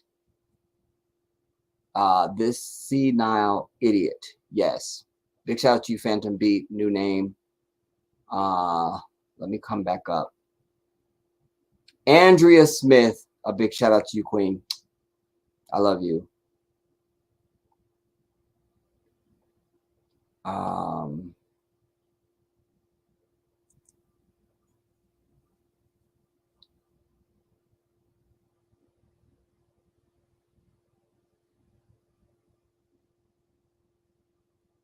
Bonafide, you say the black men whom he referred to as predators some decades back. He was so proud of that damn crime bill that he wrote that he called it Biden's law. And you know, I mean, that's the difference in the Muslim and the Christian, because you harbor fear. As soon as they told you, well, Donald Trump could be president if you don't vote for Biden, the Muslim says, give a fuck. You say, well, we gotta stop Trump. That's the difference. You don't have to like it. It just is, goddammit. It's gonna be true whether I say it or not. Yeah, that's Valley Girl talk. David Thomas has officially turned Morehouse into the whorehouse. Yeah. Non-disruptive and protest should not be uttered in the same sentence. That's the truth, man. That should be up on a plaque. An honorary doctorate.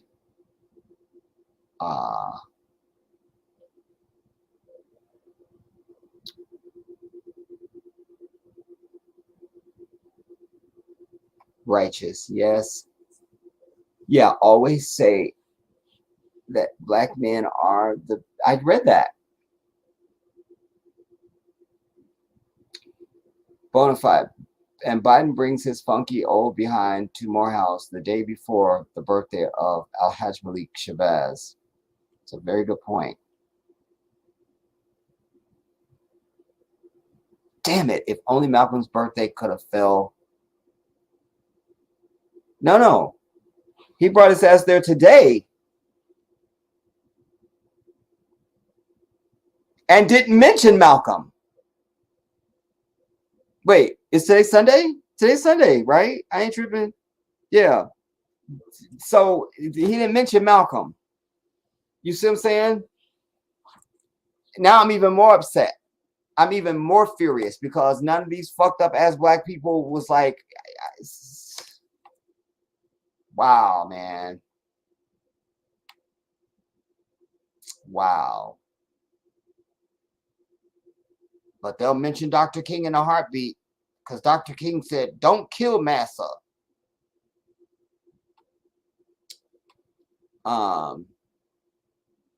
Any motherfuckers that claims to be our leader is not telling you to kill their bitch ass is not a leader. Let's just be very clear. Righteous, you say, supposed to be naturally bigger, stronger, and more logical, but walking around demanding to be taken care of with the 50-50 and other irresponsibilities. It makes me sick, man. It's only by grace that sisters have shit to do with us.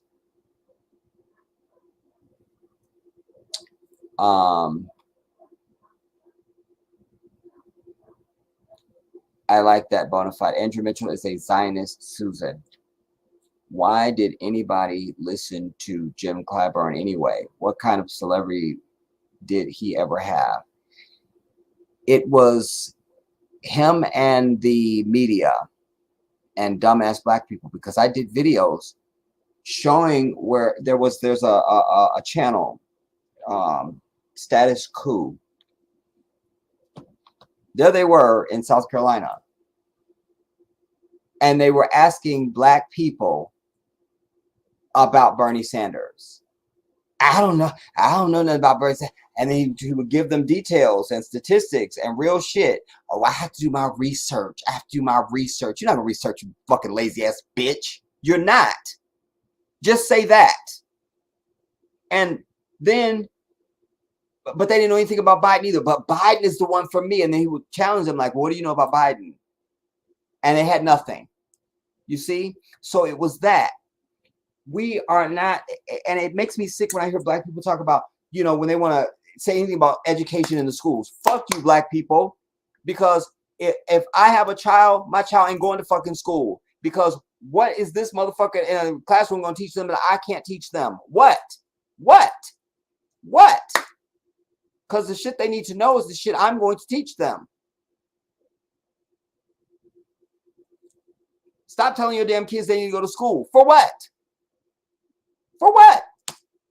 What magical thing will happen by them going to school? What will happen? What is it?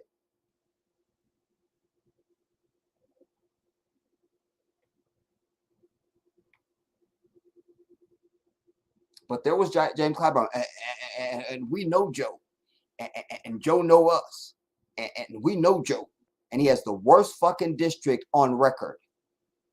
Do you understand? Fuck James Clyburn. Hope he drops dead today. Let's just Google it, just because it could happen. James Clyburn, is he dead?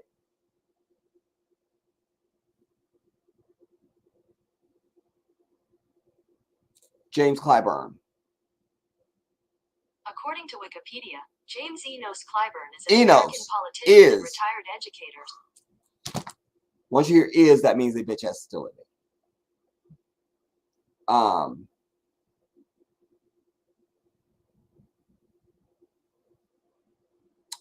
Bonafide, Brother Jedi, you asked about that flag. It appears to be the flag of the Democratic Republic of Congo. I love you, Bonafide. That's the type of followers I need. You understand what I'm telling you?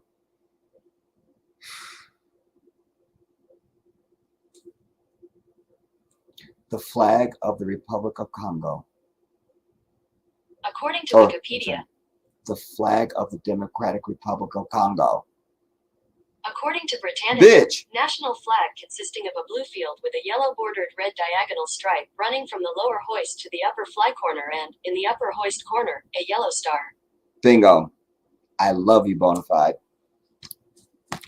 I love you for that. I love you for that. Thank you.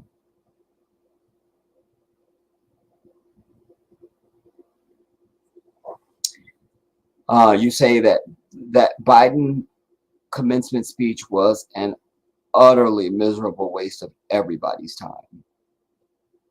Yes. So it was today. My mistake. I thought the commencement was on Saturday. Apologies. No, that's fine. But I'm still glad you. But Marcus bringing that it's his birthday.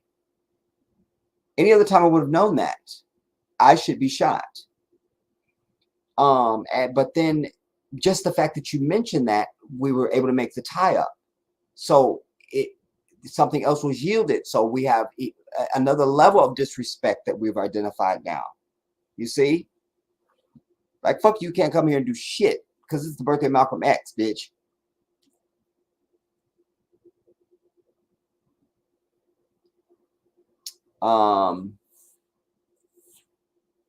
Allison, you say, right, schools make us dumb anyway. They're just warehousing you. You know? You sit in school for 12 years of your formative years on Earth, and that's where you get fucked up. It's over. Now we want you to sit another 4 years to fucking now. But meanwhile, you've not made any money. Do you understand? And the name of the game in this bitch is money. You need to teach children how to make money. Fuck if you can do algebra or if you know when Ferdinand Magellan sailed and shit. Fuck all of that. The name of the game is money, and they must have it. Bonafide, you said all that they knew about Joe, Crime Bill Biden, is that he was Obama's VP. That's it. Yeah, and they were acting like that was supposed to, instead of them seeing it for what it was. Obama only picked him because fucking white people are pathetic. You understand? I'm sure there was other people that he could have picked, and would have been of value and would have easily sailed to the presidency if they chose to run after his tendency and stuff like that. But he represents the old guard. So he was perfect. Because white folks didn't give a fuck if he was a Democrat, or they didn't give a fuck. Because white is before everything with them. Don't listen to this. That's the left is doing this, and the left is doing that, and the right is doing. You white bitch. How come you? What's left? Because you just white to us. All of it's white to us. Fuck a left and a right. It's all white. You see, all of it. So he used him, but he was always a failure. Remember when they pulled the switcheroo because they got rid of Bernie. This was his third time running for president. He can't win. He's never gotten past Iowa. I mean, nobody wanted this dude. So now it was a desperate thing. Maybe because I was with Obama, because any white person, including their fucking country, has only gotten any place because of us. So there that was on display again. So because I was attached to this black man with this excellence, maybe now I can run for president and then ride the coattails of him. You see? Otherwise, there'd be no reason to be standing at fucking Morehouse College because nobody knows who the fuck Joe Biden is. Nobody was checking for him. Nobody gave a fuck. You understand? Nobody cared. Nobody cared. Nobody cared. Nobody.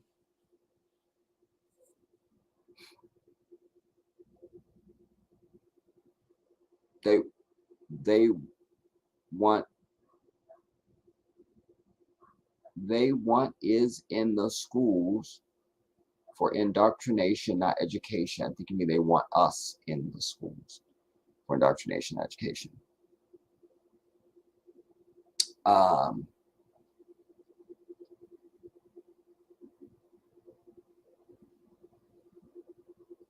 When my nephew, who, like his uncle, was a straight A student and on honor roll and all that stuff, and he went directly on to college, like his uncle. He didn't take a gap year and all this other nonsense.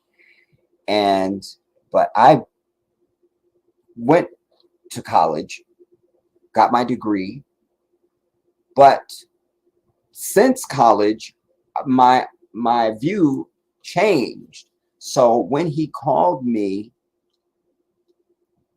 somewhere in his freshman year and let me know he wasn't really feeling it, I was like, drop out. I'm good with it.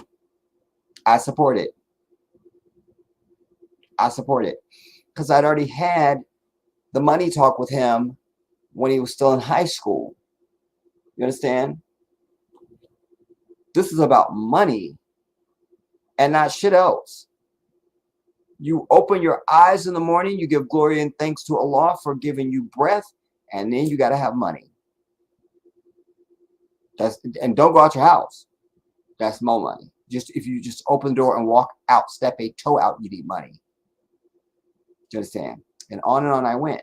So I was trying to just encourage him, go get money now. You understand? Go get money. You just get on the freeway of life. Just because what are you going to sit in a classroom for another 4 years, 4 to 8 years? No, go get money.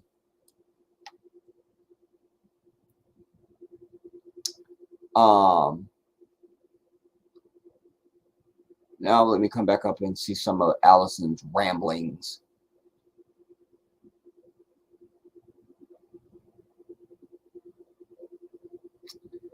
You say, but they are trying to showcase these guys' opinions. What is this? What is this, a report? They want to influence our thought and portray a certain type of black man to the public. They've always done that. Lord knows.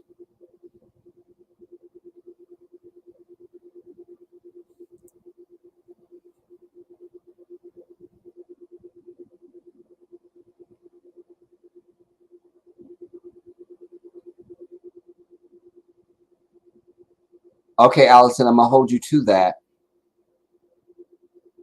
My memory is long.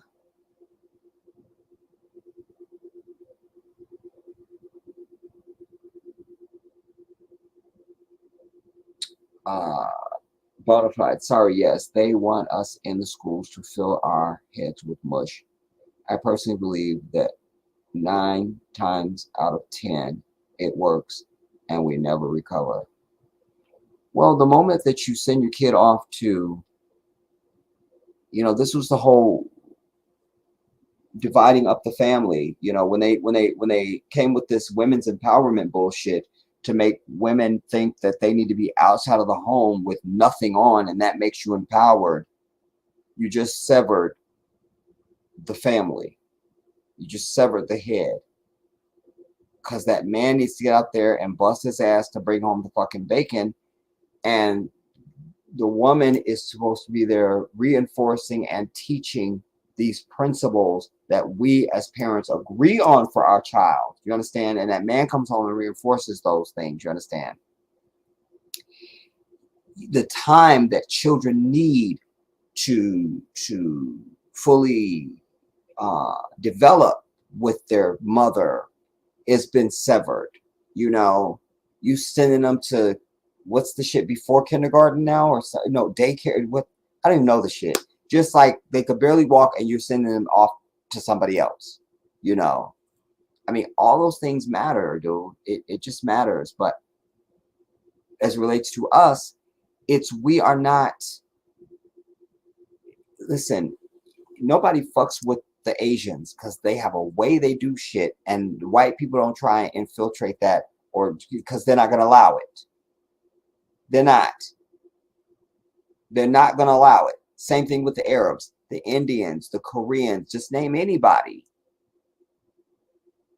We the only motherfuckers just giving up our ass and saying, no, I don't have no culture. I have no standards. So I'm here to just be fucking painted on. You tell me and define me for who the fuck I am. It's so upsetting, dude. I can't. And a point that I want to make too, because I was going to bring this in something else before today, and we just didn't get around to it. And I'm not really going to go that deep of a dive into it now, but I use it to make part of my point of what I'm saying. This sister, this was in, I forget what state it's in. There's a bookstore, a black bookstore, that these white devils, because again, like I said, you don't even got to be thinking about white people. They don't got to be nowhere on your radar, and hear their fucking devilish, animal, depraved, fucked up, demonic asses come to fuck with your shit. You see, that's why you got to be prepared to fucking exterminate their bitch ass when they show up where they should not be, where you didn't send for their bitch ass. This is a bookstore owned by a black family, and they threatened and they terrorized and everything, and they literally had to close down and move. Where was black men to answer the fucking violence from this white devil? Because Massa told you that violence is not the answer. Oh, my bad. I'm sorry.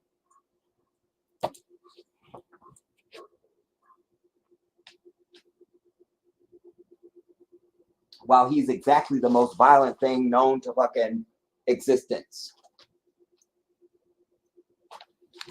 I'm going to do something I'll never do, y'all. I never eat on camera. I don't eat when I'm on the phone with people. Those days are over.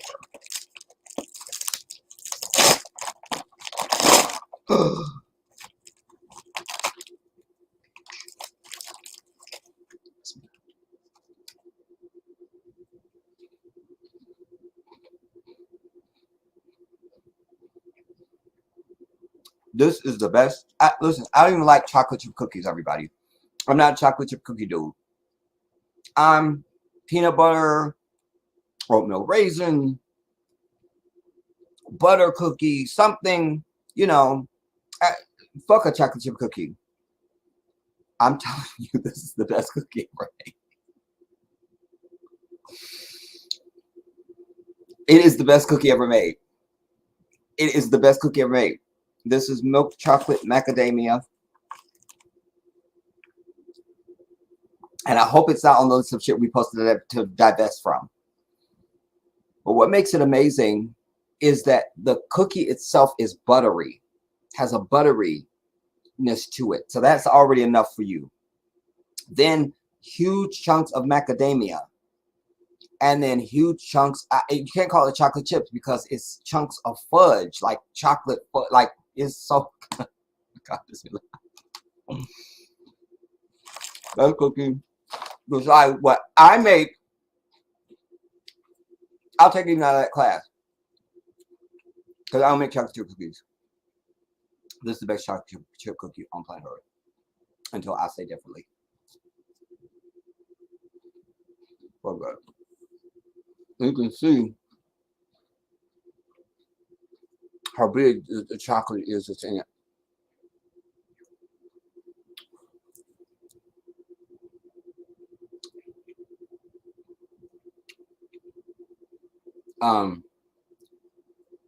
Bonafide, you say, by the way, Bonafide, are you a male or a female?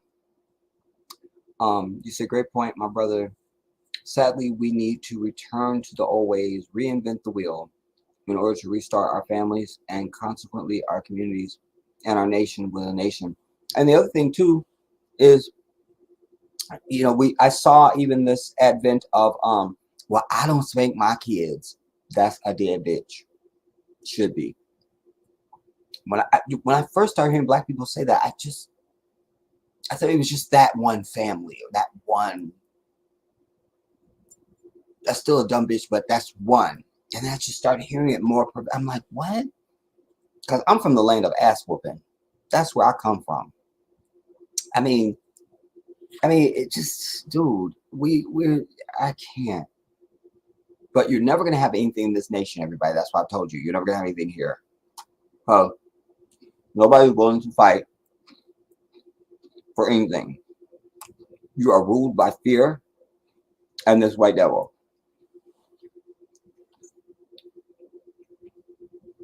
So you should just get out.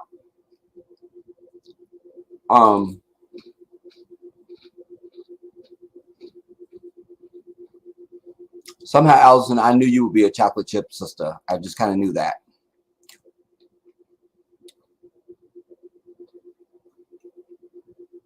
Bonafide, you say, I haven't heard about the targeted attack on the black bookstore. That's horrible, but you do hear these sorts of attacks. Well, maybe I'll just bring that, and I think that's where we can begin to land. Because it was something that I was going to address in previous streams, and we just didn't get to it, and there was other stuff.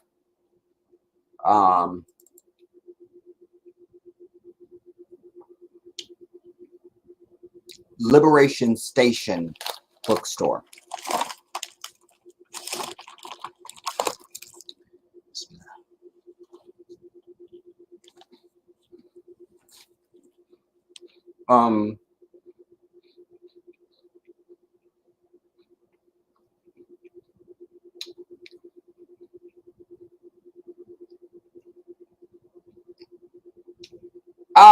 I love this. Ran into it by accident. New Era, I see the title. New Era Detroit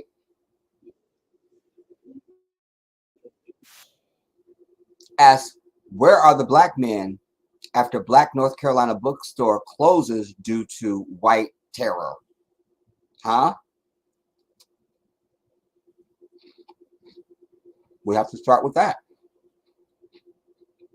I was going to begin with my article, but no.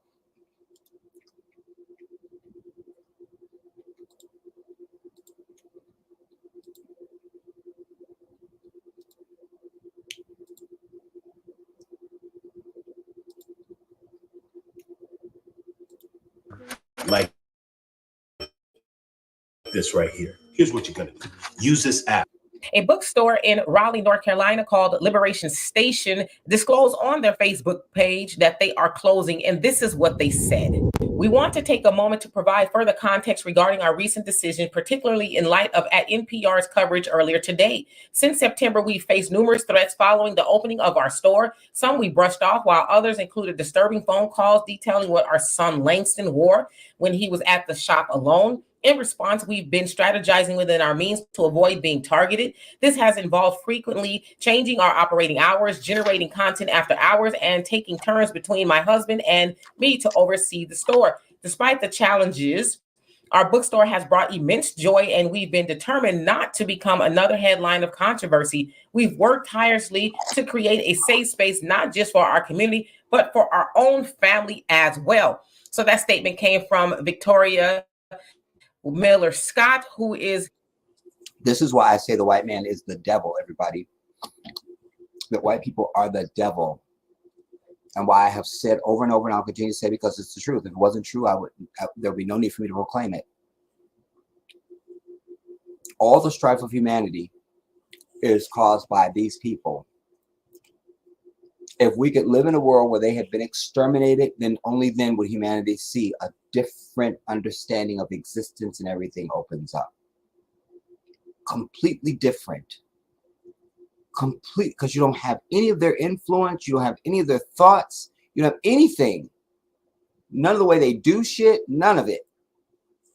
Here you have these people minding their own fucking business, literally their business. And here comes these fucking white ass terrorists. Don't ever let them proclaim anybody bad to you. Don't ever let them use the word terrorist in front of you, because they are all of that. It's only them. The wife of the store, who owns the store rather. And so she says basically that we're going to find something else to do, but we're going to do it in another location because it is not safe, right? Now, Charlemagne the God from the Breakfast Club, he picked up the story and he talked about it. But within that story, he said this. But if we had an organization, you know, in the hood that could hold them down. So basically, he said we need an organization to protect the hood, right? But New Era Detroit, which is founded by Zeke, and there was somebody trying to start an organization called the Black Independence Liberation League. Bitched about it for several years, but couldn't get black men to step up. I wonder who that was. Oh my God, it was me.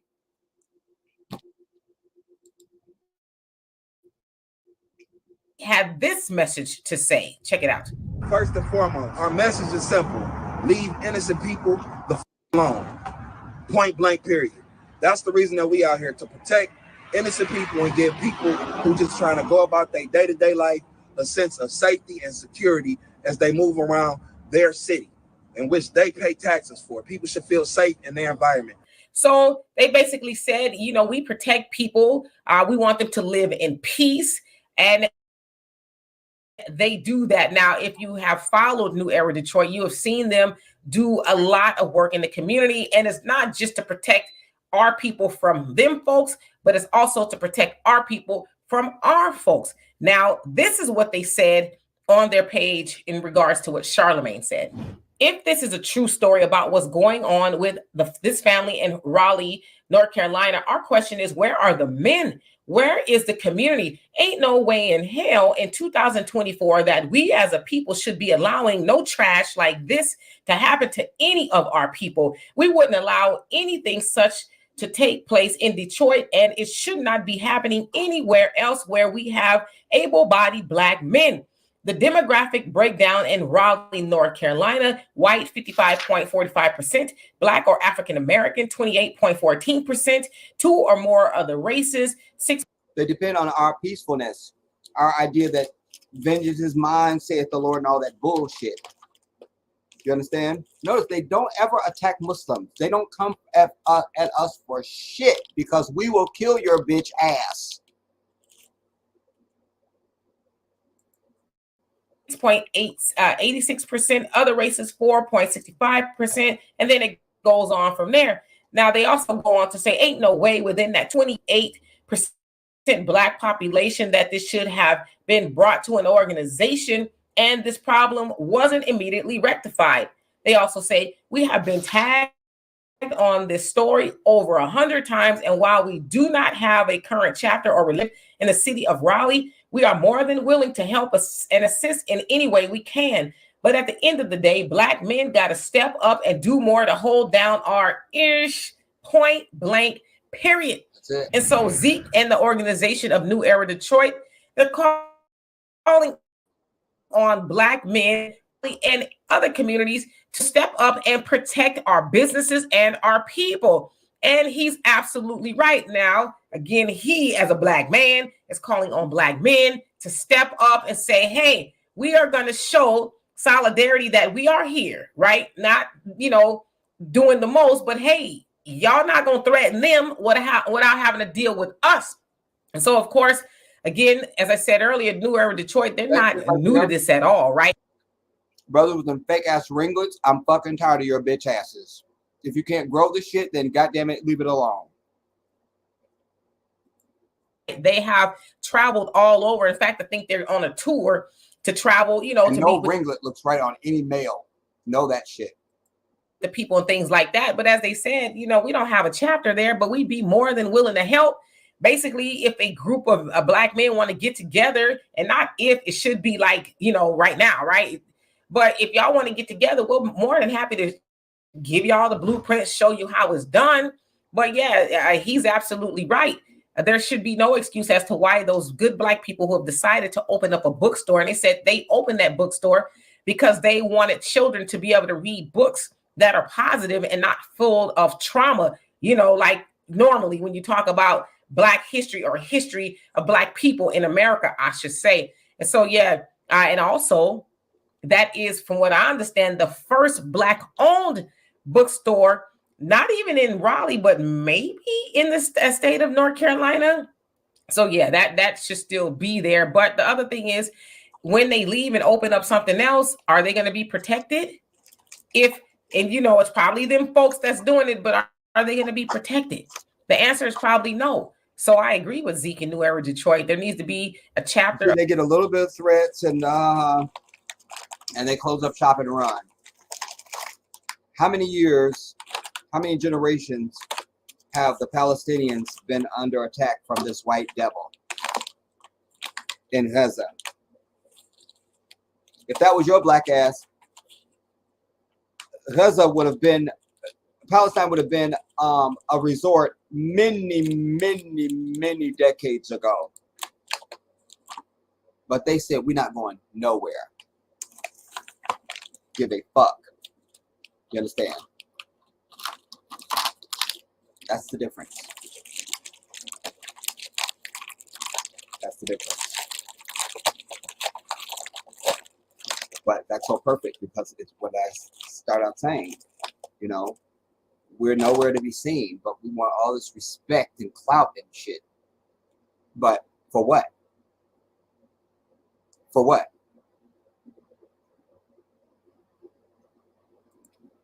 I'll go back and pull the I thought I had an article, but okay, here we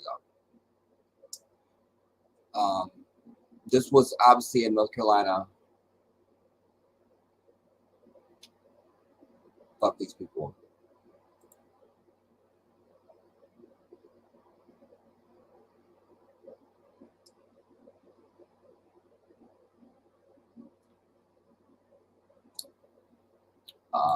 This may work.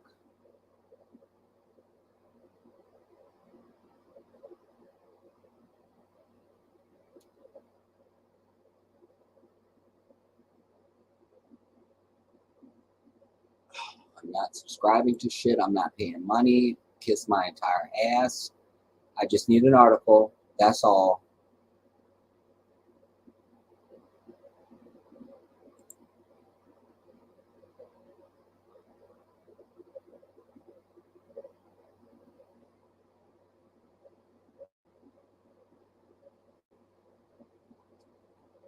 I don't know if this is really going to give me what we're looking for.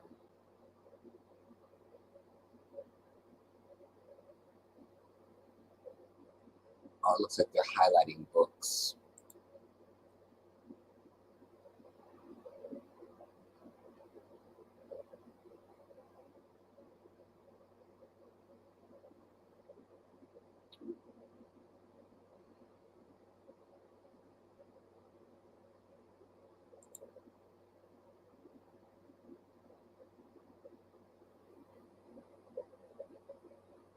Okay, here we go.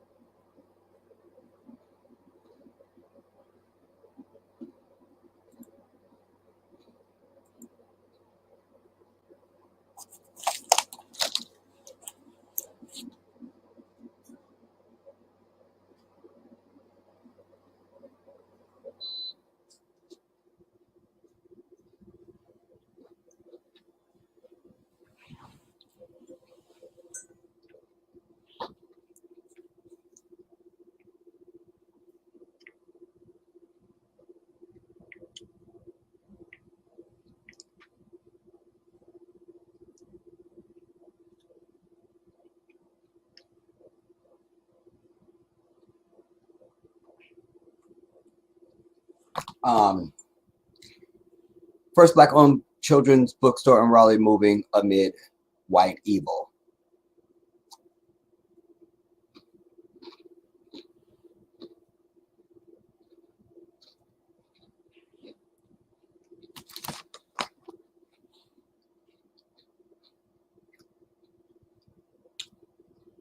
Liberation Station Bookstore,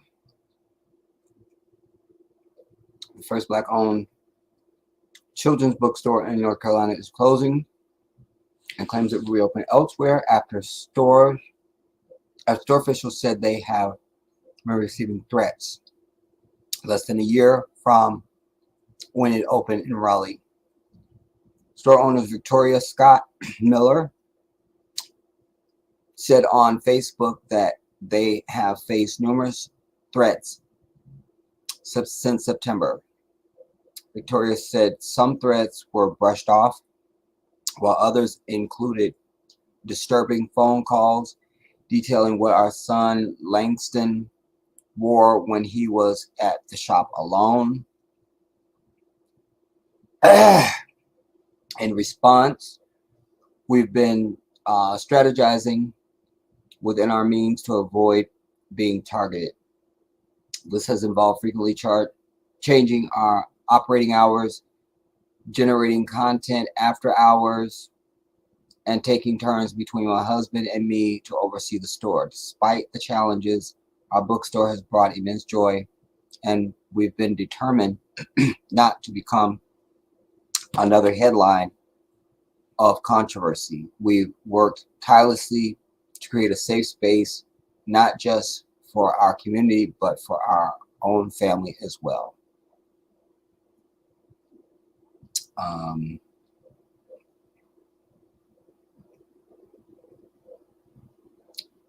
The police department said they were aware of social media posts related to Liberation Station, but received no calls for service related to any harassment or threats at the store, because they probably need to call you bitch heads. Liberation Station bookstore opened last year in downtown Raleigh. Scott Miller told CBS 17 a big inspiration for opening her bookstore was to be an advocate for her two boys and also give back to the community as well. On Tuesday, police said they wanted to hear from businesses about any problems like those mentioned by Scott. Well, again, just anybody that's here having problems with their business. No, bitch, we're talking about the bookstore. They're the ones having problems. That's where your bitch has needs to focus. I mean, oh, more white bullshit.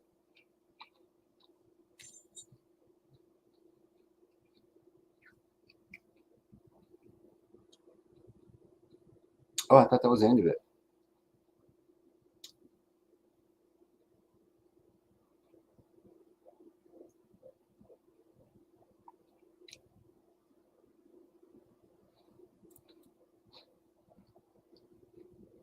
Anyways, I agree with New Era Detroit. It's like I said in my opening. Something happens to a white bitch, she knows there's going to be white men to come and make something happen. You see, but a sister doesn't have that same service, privilege, luxury, whatever we want to call it. And that's a problem, you know. But black people in general need to get rid of this peace bullshit. That kills me the most. Like, your first inclination should be to tear some shit up and mean it. And not our quote unquote own stuff. You know, anytime there's a police shooting and there's protests, they're like, why are they tearing up their own neighborhoods? I agree with you. Go tear up the white people's bullshit. Take your shit. You feel me? I agree with them. But it speaks to a larger disrespect that somewhere along the way we have allowed them to become comfortable and they are not afraid of us. You see? Because anything you are afraid of, even if you don't like it, you're going to goddamn it respect it. But they don't like you and they don't need to respect you. So they're winning.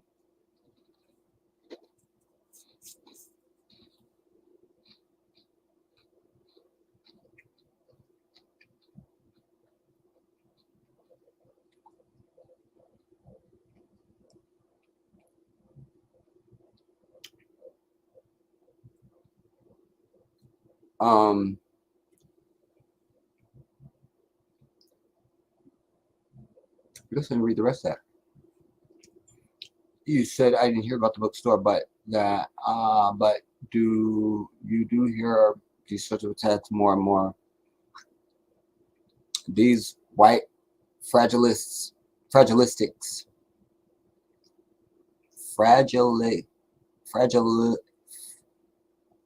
just I know what you mean. I just can't. I don't know which word I'm reading because I'm too far from it. Are trying to take us back to 1850. You say I'm a black man, 53 years of age. Things were different when I was coming up. I hear you, brother.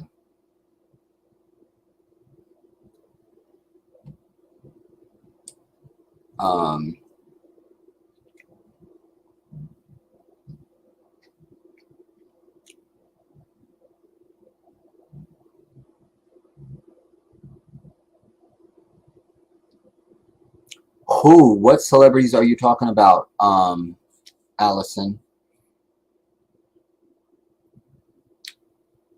Bookstores are a dangerous industry for us if the books aren't pushing the status quo of black inferiority, slavery, oppression, then they are targeted. Yeah, but I wonder, I think this is just, it's probably gonna, if we did more deep dive, it's probably, you know, maybe they're in a choice location, you know, and white people want that location, or they just don't appreciate that black people are doing business there. I mean, they're very petty. Remember, they are not human.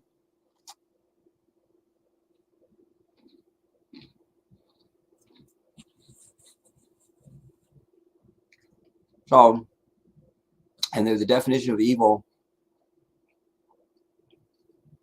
So it could just be anything.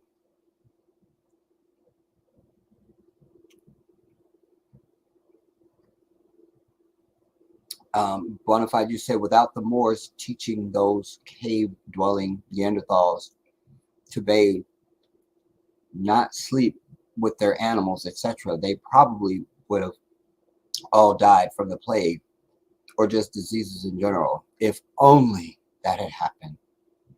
Because what's sad is we don't get another shot here. We don't get a do-over.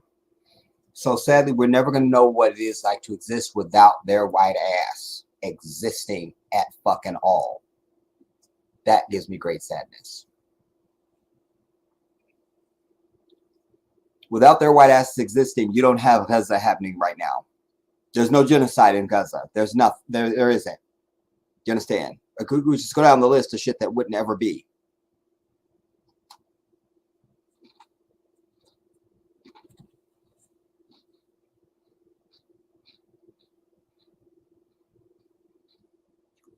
J9. A big shout out to you.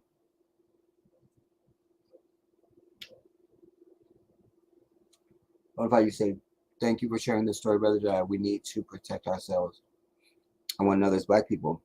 If we could only see each other as ourselves, you know?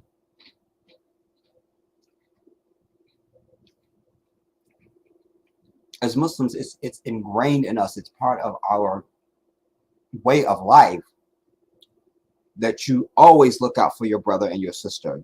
We just do that.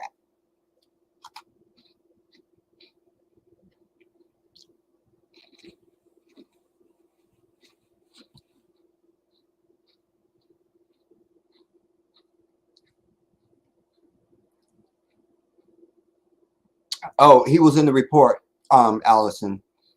Fuck Charlemagne. Because he's a double agent. I was just going to eat one, you guys. That's the other thing with these. You can't just eat one. You can't. I can't. I can't. He's got a lisp. He looks like that. He's 2 feet tall. How are you being elevated? You know, it's certain shit that just doesn't happen in their society. Whoopi Goldberg is another opposite example of this. How you look like that, which I don't think Whoopi Goldberg is an ugly woman at all. But she's not Clairol, and she's not the shit they put up. How did your black ass rise? How? Karen Johnson, how'd you get there? You know what I mean? Like, some shit just doesn't, and he's one of those people for me.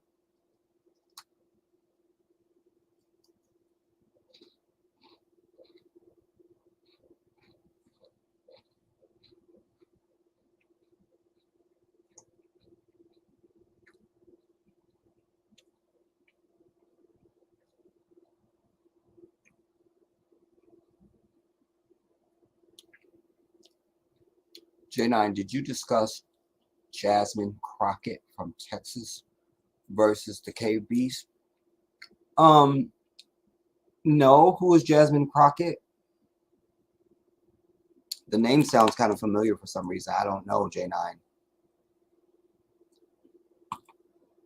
Who's Jasmine Crockett?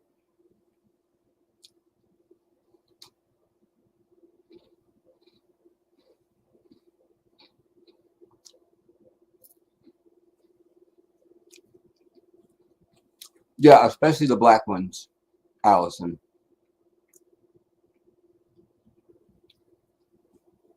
And they get there and they willingly are gatekeepers and shit. You got to see this designer guy, not designer, he's a stylist. His name is Law Roach. I was on a rabbit hole one day. I came across this. It's a whole thing, but this dude is really something. And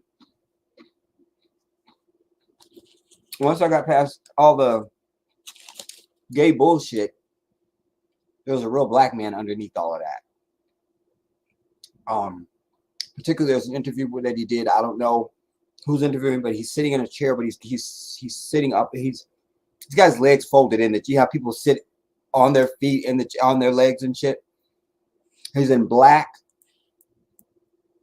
He's got some big glasses on.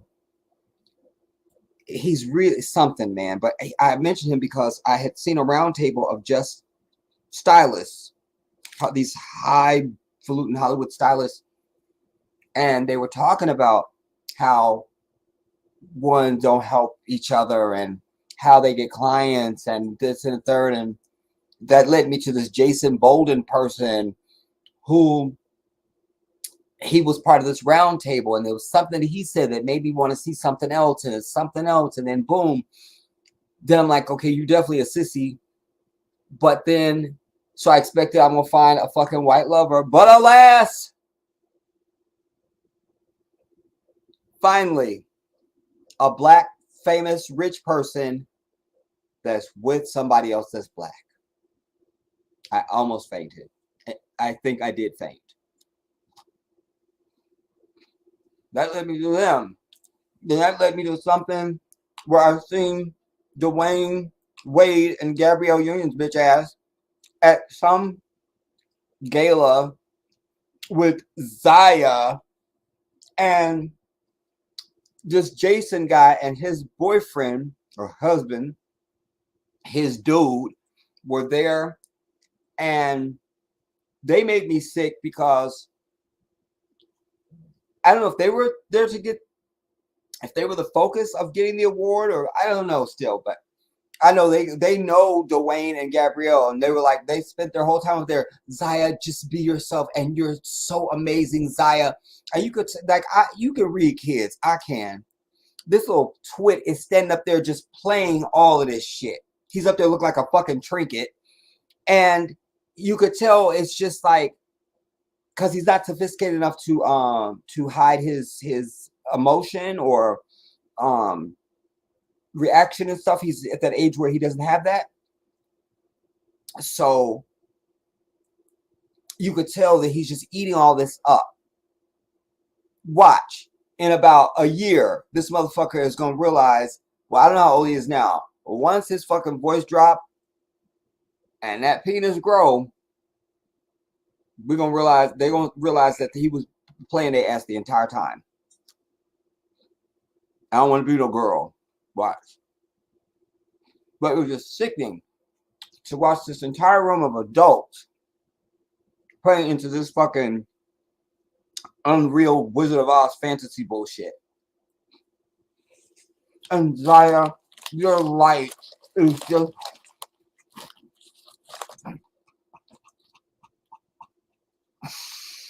I get fucking sick when anybody talks about somebody who has light and their light was this. And I was watching some crime shit over the last couple of days. I told y'all you could just wait for it. I'm telling you, you could take this to the bank. I'm 100% right. You could prove it to yourself. You don't got to come and tell me, Jedi, you're right. I already know I am. So that's nothing. But every time somebody fucking white dies, they were always the nicest person. Everyone was their friend. They lit up every room they walked into. Everyone loved them, and they loved everyone.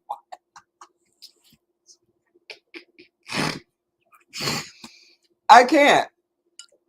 It's never, she was a hateful bitch and I'm glad she's dead. Never it's that. You feel me?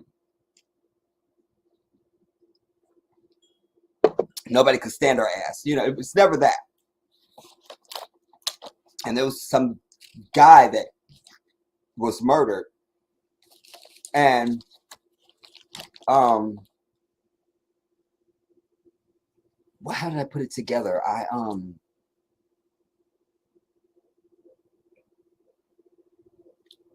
Fuck. I was so proud of myself because it was something I was watching. I was like, that equals that equals that. That's a fucking Zionist. How did I do it? It's just from knowing stuff, and and then of course it, man.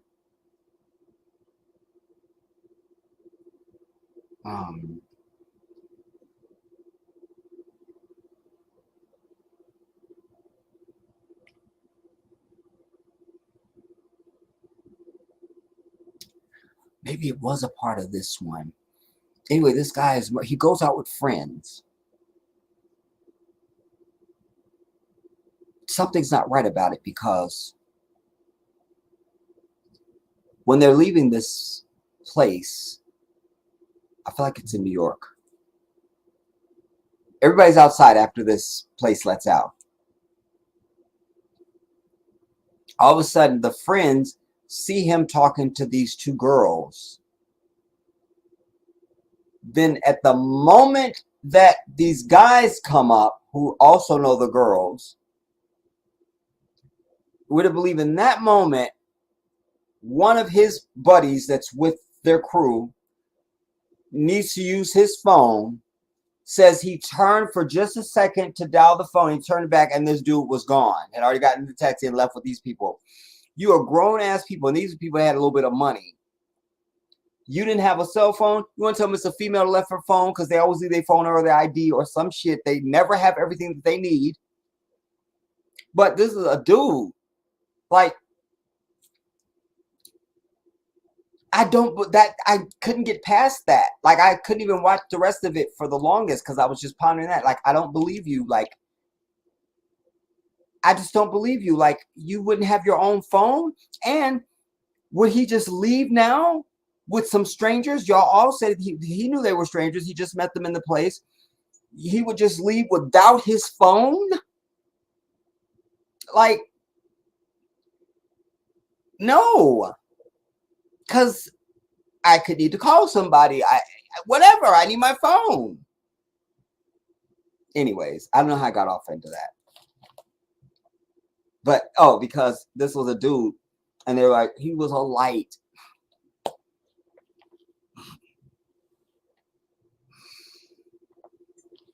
He was a light. And everybody loved him. And everybody was his friend. And I can't. Last comments and we'll get out of here, you guys. This could be our shortest stream ever in a very long time. What just do? Oh. I literally sat here and ate 7 cookies. Like there's one more in the fucking bag, and I'm threatening. It's not gonna make it. It doesn't look good. That's all I could tell you. That I could tell you, as Trump would say. That I could tell you. So you're gonna tell me who Jasmine Crockett is, J9.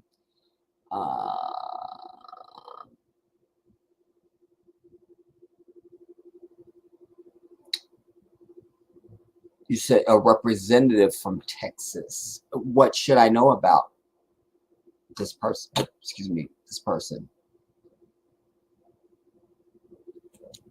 And I do love the name Jasmine because the only cat I ever owned, I named it Jasmine. And then right after I got this cat, my next girlfriend's name was Jasmine. So I literally got a kick out of, like, whenever I was going to wash my cat, I love to call her and say, Jasmine, can you come help me wash Jasmine?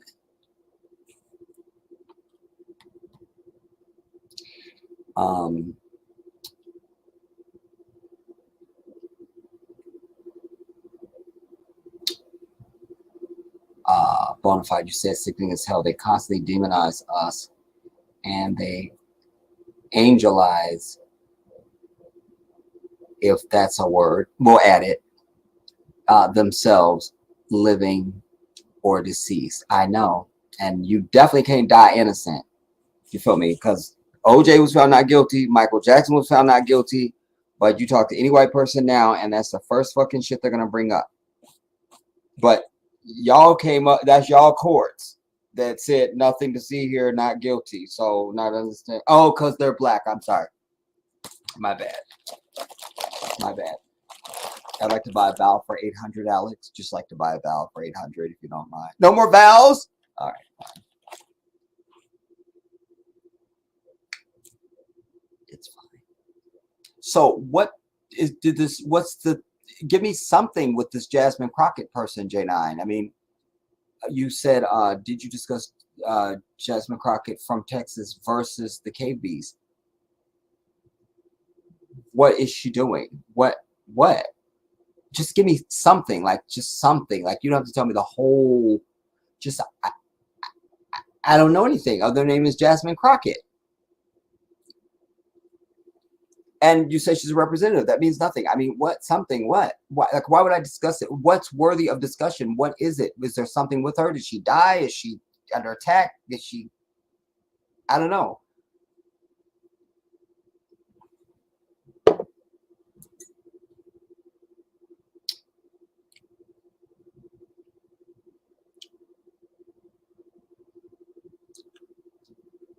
And speaking of representatives, I forget what state it's in. There's a chick, Tiffany, I think her name is something. This bitch got a got. There she is with her bundle, the whatever the fuck y'all call that y'all wear, and then you have the baby hair out, and she's, I fucking hate this chick on everything I love. She, you know, the whole, I think they're the city council. It's so much infighting, but it's mostly from her because she's trying to look like a rock star. And then it was some scandal. She went to Vegas and they was like, this is on taxpayer money. And she was like, but she holds 2 positions. And,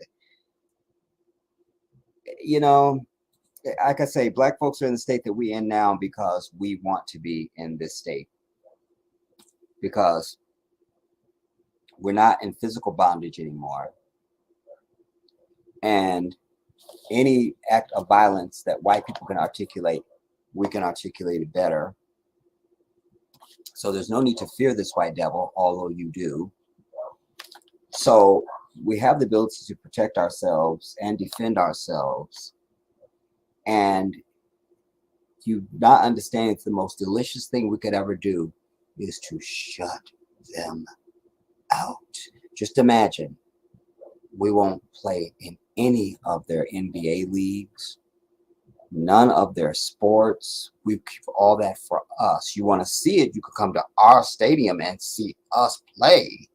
But we own it. All the revenue is coming to us. Think just about the billions that just even those sports, they would have no fucking, we wouldn't allow a single dime to go to them. They couldn't even be vendors in the fucking stadium. Do you understand what I'm telling you? We would have all the music, all of it. Because ain't nobody they got interesting at fucking all. Certainly not enough to sustain a music industry. Okay, they have Celine and they have the Taylor bitch. And there's some people, but they don't have it. They don't have it. We would have really all entertainment, not just music. We would have it all because nobody is more entertaining than us. Do you understand? Many of the track and field events would no longer be of any interest on the white side because we have all the fastest people and the best athletes and the best gymnasts, and we have it. You see, in my perfect world, all black people that wasn't on this thinking would be just murdered the fuck off. And this would be the class of black people that would now take over. But we wouldn't stop just here. The same thing would be done in Africa. You understand? Anybody that's not about, it's all about us owning every fucking thing would be fucking 6 feet under. And so we wouldn't have the issue going on in the Democratic Republic of Congo. In fact, Congo would look like, it would make Dubai look like a fucking, like one of them gas stations you stop through in the middle of the night when you're driving across country with a bad bathroom. Dubai would look like that compared to just the Democratic Republic of Congo. And indeed, all of our 54 countries in Africa would look like this. You understand? White people would never taste chocolate again because we, as we do now, we own chocolate, but we're allowing them to have it. You understand? We're allowing them to manufacture it. We're selling them cocoa and all the bullshit. They would never taste, and they will love. We will never love chocolate as much as white people do. Won't ever. And how pathetic are they to come with white chocolate? That's like jumbo shrimp or big tiny. You can't have it. Any chocolate that's white is not chocolate, bitch. Understand that. So they would never taste chocolate again. And the only way they would is we would charge them an outrageous price. We'll just have a Snickers. You probably have to mortgage your house and the kids' trust fund just to get a Snickers, and they would pay it. No more diamonds. No more. They wouldn't have any nuclear weapons because we have all the uranium. We have it. We have it. You understand? They would never own anything electronic or electrical because all of the minerals that run all this shit come from where we from. Right now, they still do. You understand? So again, we could shut them out and shut them down, but there has to be a contemplation on the part of Black people to understand who you are, that in South Africa, where there's 3 of them, that they even have any legitimacy or anything. Who are we as a people that you can come as a minority and we let you run some shit?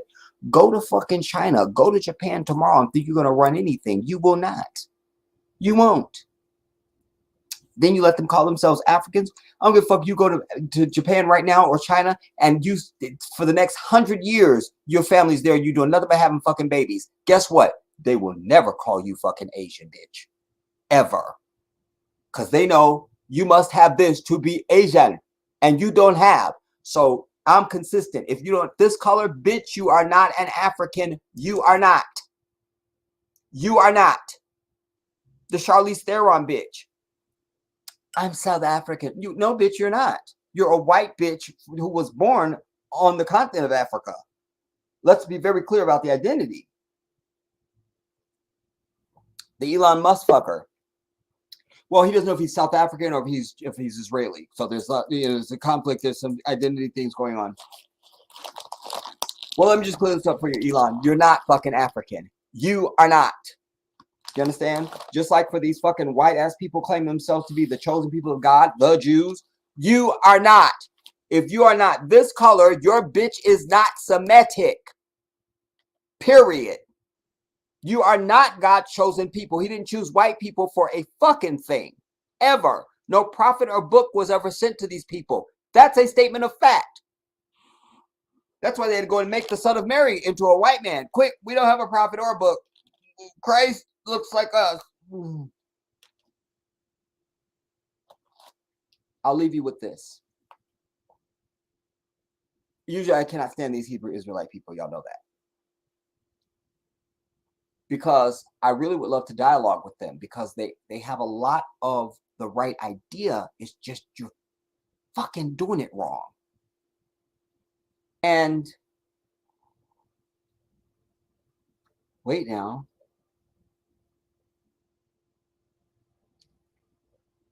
This brother, you have to see him. He's one of these, because there's different ones of them. So I thought they were one thing. They not. It's different ones. But whatever these ones are, I like them. But particularly this brother, because he has a demeanor about him and an honesty, a genuine thing where like he loves the Bible. I can't hate it. Damn it. But not only does he love the Bible, but when he's being asked anything, he always has a scripture to cite. That's familiar to me because Muslims do the same thing. Like, go watch any of our speakers. You understand? And I love that about him. And why did I cite him right now? Because there was a tie-in. That must be the reason why they came to me.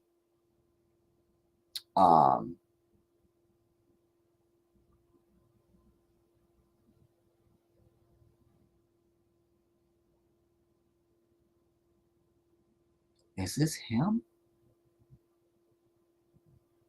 No, this can't be.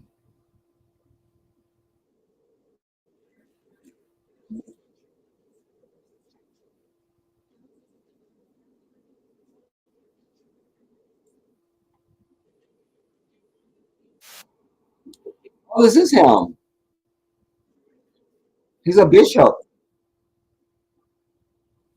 But I love what he's saying, man. Like, I mean, these brothers, I just wish I could. One of the things he's saying is like, he calls, remember you guys, I've done a whole video, it's here on the channel, called Black Men You Need to Choose the Option of Being Single. I'm laying out my whole principle of why it's important for boys to not only get out of the house when they're 18, maybe 21 if they need an extension piece, but no longer than that. And they must begin to articulate manhood. Like they got to start learning how to go out and bring in a coin, and how to just this fortress of solitude that I was describing, where there is no dating, there is no girlfriend, there is none of that shit. Like you get your shit together first and understand you as a whole human being before you now get the prize that is a woman. And I was saying there should be no dating. Plus, economically, it's a bad thing because now you're spending money in the years when you should be learning how to have a proper relationship with money. You trying to fucking buy chocolates and flowers for some girlfriend? Nah, fuck that. You're not even a human being yet. You don't know who you are. And we're sick and tired of brothers going from a mama skirt straight to a sister. There's no time in between where that brother learns who he is, what makes him angry, what cracks him up, what he's passionate about, how to do laundry, how to keep house, how to do anything. How to just have some shit with your name on it, you know. And so this brother is citing in the Bible where I'm right about this principle, that's even something that is a tenet really of Christianity. It's supposed to be. These so-called Christian folks, I gotta pray, that he called it it wasn't an abomination, it's something else. It's definitely a strike. Like there's not supposed to be any of that, none of that, which we know that as Muslims, because as Muslims we don't do that. You only engage with the opposite sex for the purpose of marriage. That's it. That's it. That's the only way you get your woman. That's it. Not shit else. But if we could come back to claiming and understanding what the true purpose and place of the woman is, and if women would stop allowing us to have access inappropriately and without the proper requisites, then brothers are going to step up their game. That's just a fact. But it's just now they've got wet ass pussy and these women trying to be extra fucking this shit, and I'm a boss and everything's predicated. And I appreciate it's just trying to be an entrepreneur and all that kind of thing they got going on. But now it comes with these long nails and the fucking hair down their ass and some tight form-fitting shit that is painted on their body, and some fucking heel that's extreme and keeled over and shit, and lashes and shit. And I fucking can't do it. Candy Burris is a perfect example. I don't watch any fucking housewife anything, but you can't live in this society and not know what at least one of the housewife fucking things are. Anyways, that's how I knew who she existed. Because you hear about her, you see her on other stuff, and oh, she's from this housewife or that housewife.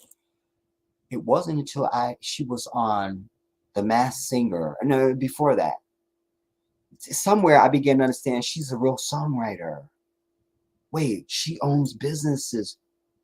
I just want to slap her and say, bitch, what the fuck you doing on a housewife show? You're legitimate. You're so much more than this. The fuck? And then when she was on The Masked Singer, I'm dead. First of all, when they started The Masked Singer, every single person that won it was black and it was a male. Thank you very much. Because when you can't see us, bitch, you can't discriminate. So we were killing Masked Singer. And they were like, we haven't had a female. We haven't had a female winner. And the first person who wins it is a black female. What? And it was Candy Burris. I'm over it. Now, I hated her entire season, except for the very first song that she did. Go to YouTube and watch that shit. Just put in Candy Burris, Masked Singer, You Give Love a Bad Name. If I'm Bon Jovi, I'm mad. She murdered that song. Murdered it. Murdered it. And the first night I seen her, I knew it was a sister. Because you hear a sister's intonation. I'm like, that's a sister. I didn't know it was her. But I bring that because she's also an amazing singer. And then she was part of Escape and blah, blah, blah. What the fuck are you doing on a housewife? For what? It's it's simpleton shit. And it should almost be against the law, and we should take it as an offense because you're successful. Why would you be on this? So girls that are watching you don't understand that maybe if I didn't know, then I wonder if people who watch that shit knew. Like, does your audience know that you're not just a housewife? You know, she's really accomplished, man. She wrote some of Destiny's Child songs, the big ones. She wrote No Scrubs for TLC. She wrote, you could just look up all the people she's wrote for. Like, you know, some Candy Birds where you're like, the bitch wrote that? What? She wrote it, dude. She wrote it. That's because even just the TLC song that came out on their fan mail album, that was a huge album.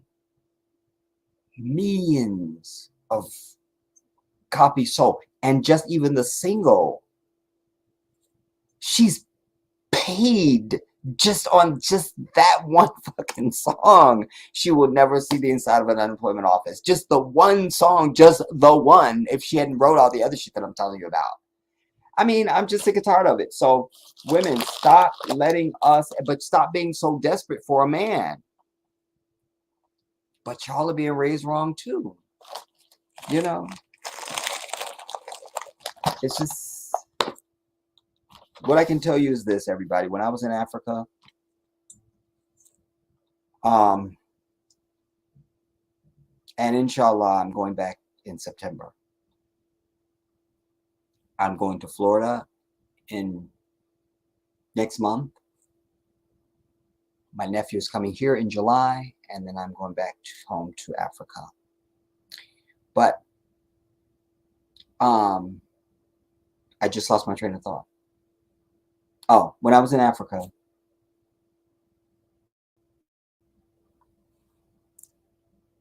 see, we've fallen into what white people are. White people talk about what they're exactly not. And they want the credit for being the shit that they're absolutely not. Do you understand? They're fake, posing imposters and shit. Much like these people call themselves Jews. Classic white delusion. But anything or anyone is really something of anything when they don't need to talk about it at all. Don't need to talk about it. Somebody trying to flash wealth is not fucking wealthy. Wealthy people, you would never know it. It never comes up. They don't think about it. They don't talk about it. It's not the first thing on their mind. That's the wealthy person. You understand? So when I was in Africa, what I absolutely felt was my presence as a man when it came to women. There's an honor that is given to me because I'm a man. A certain reverence. And it in no way compromises that woman because she's strong, trust and believe. But the difference in us and them is that men are raised to understand that they must be a fucking king. And so women are going to give you the honor of that. They're going to give you that. You're a man, you must, they know, so that's it, you know.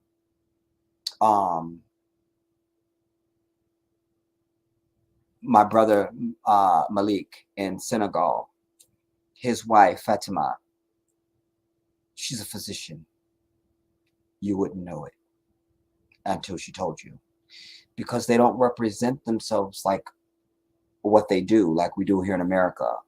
You know, somebody walks in, they're a lawyer or they work for NASA or some shit. You're going to know that about them in the first 2 minutes. Not there, you know.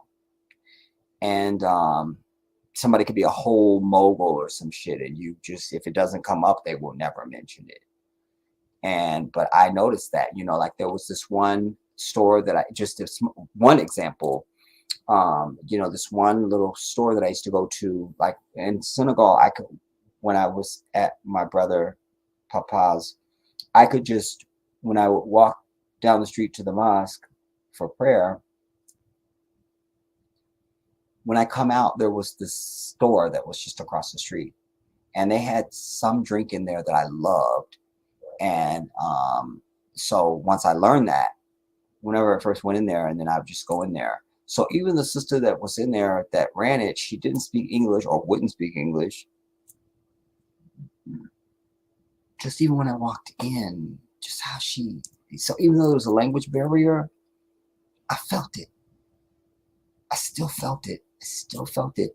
I saw how my brothers interacted with how women received them in the public and in the society. I watched how their wives interacted and the women, you know, there's a, it's just natural. When anything that Allah has created, when it's not been fucked with by this white devil, it happens on its own, and it's a beautiful thing. Doesn't matter what it is in life. It just let it be, and it's a beautiful thing. And so the roles of men and women was so pronounced and so harmonious. There was no conflict, you know.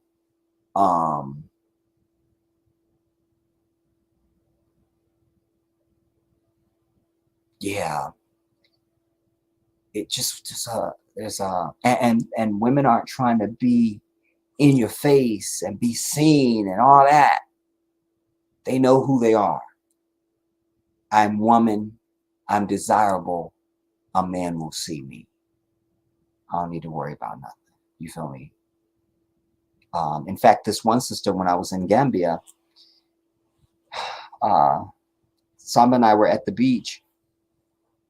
In fact, if you all don't follow me on Jedi Africa, get your bitch ass over there and follow me on Jedi Africa.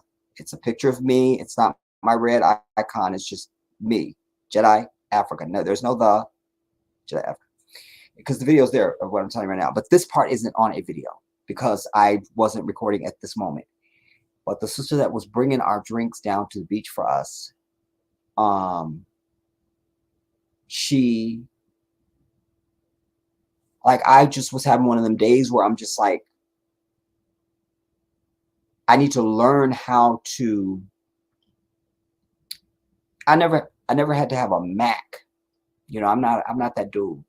Everything I do is from my heart and my soul. I've always been that way. I'm never changing. I don't need to. So, but I also have never had to look for women to, I never had to holler at a girl. Wallahi, my hand to Allah, every single female I've ever been with, including my ex-fiance, that bitch, they all came to me. They all came to me. They came to me. So now here I am in Africa. I don't know if that's going to happen. And moreover, whether it does or doesn't, I now suddenly need to have something that I don't have.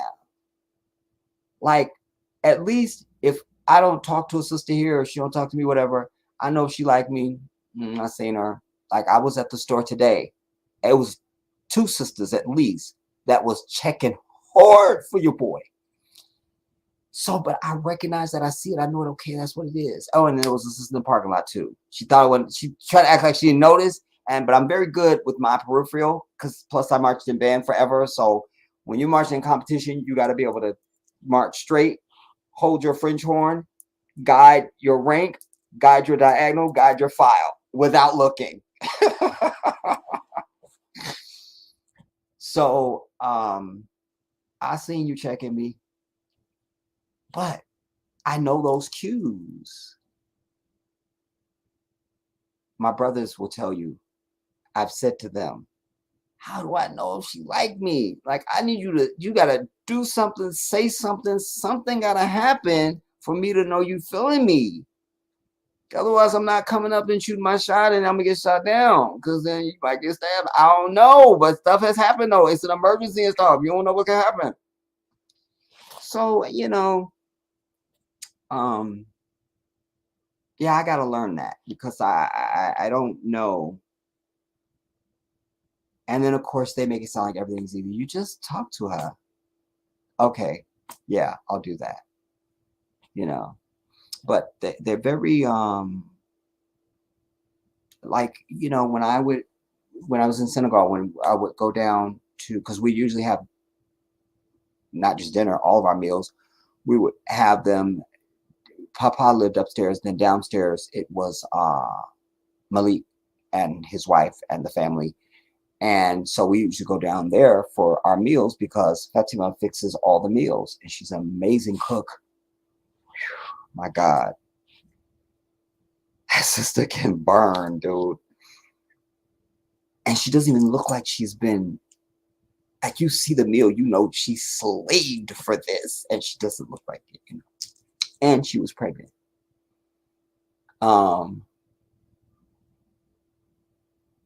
But so let's say like when we finish our meal, we go into the well, we call it the living room here, but there they call it a parlor. Living room, parlor, whichever one you need. We go in there. And then the women would always bring us something special, you know, some drink or something like that, you know. And yeah, just the way that they like there was never a time when women were sort of making themselves intrusive on men, you know.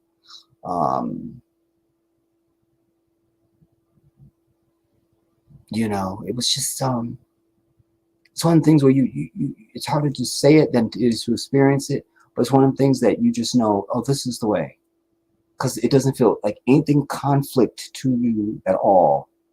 I'm talking about somebody like me, not these niggas that have egos and bullshit like that. Fuck them. I'm talking about somebody who is pure of heart like myself. Like I don't contrive anything. I just let it be, whatever it is. And so it's just, it's natural as breathing, you know. There was a housekeeper that came in when I was in Senegal. And then even not just her, because I don't remember her name, but then the sister, and she's on my videotape. She's on my video on Jedi Africa. You guys remember my birthday? The sister that brings me the cake, that is Khadija. Alhamdulillah.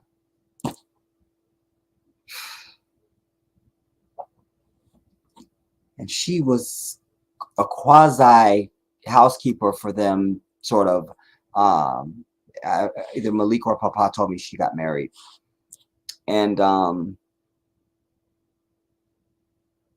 a little bitter about that because not so much because she didn't speak any English, and you know, I'm not here to be with somebody that doesn't speak English. I hate that I speak it, you know, and my Spanish or my Arabic is not going to get me by, you know. Anyway, there was Khadija in Senegal, but then when I was in Gambia, I told you guys this, and I show you in the video that one of the undershirts that I would wear, because since I've been a kid, my grandma used to always say, you got to put something on. You need to have an undershirt on. My whole life, I don't care what I'm doing or what season it is, you wear something on you wear something next to your body. I always have. So this particular t-shirt, it's white. So over time, no matter how much you wash it, it's just going to turn yellow. It's just going to turn yellow. But I think it was brown. I think it was brown. I think it was brown. And Samba told me this girl was coming in because I was asking about the laundromat, and they don't have laundromat like we understand it, at least not any place that I was.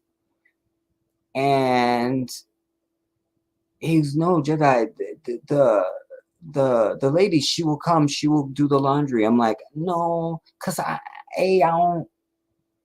don't need you doing my laundry. Yeah, no. Yeah, I mean, it just, I wasn't ready for that. I don't do that here, so I didn't feel like, anyway, so I was like, maybe I'll just give her a couple pieces because I feel like she's going to ruin something or something's going to be whatever. Don't you know, this yellow ass t-shirt was one of the ones I left. And I had a brand new one that I had with me that was white. Wallahi, I couldn't tell the difference between the old one and the new one. She murdered it. I still don't know what she did. Maybe it's their water, man. It's got something magic. There's no, listen, I've used Tide with bleach. I've used straight bleach. I've done everything. There's no way this shirt should have turned white again. No, damn it, no. And it was white and crisp again. It was just like, how did you do that? But I'm trying to say, she was there. She was ironing. Even when we got back, she was there. I didn't know she was even in the house. She was doing the clothing. She was still sorting stuff and ironing and doing and blah, blah. But she never got in the way. And she's very beautiful. Like, I was sitting out on the porch, probably had done a live with you guys or about to do a live. And she came out because I wanted to tell her, I said, you know, in America, when we say that black women have black girl magic, you know, and I was trying to help her understand that reference first.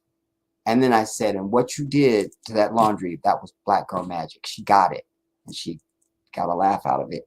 She understood, because if I just said that was black girl magic, she wouldn't have gotten the value of it. But even the women that used to come, because Samba leaves, because even when you close the gates to the compound for the car, there's still like a door in the gate that you could go in and out of, you know, if you want, for people. So, and he has a spigot out front in the front court where he just, anybody from the neighborhood could just come, you know, to get water or whatever they need. It's fine. And just even how the women, when I'd be just sometimes just sitting outside on the porch, how they greet me, how they, everything. It was just, man, it's telling me, man, dude.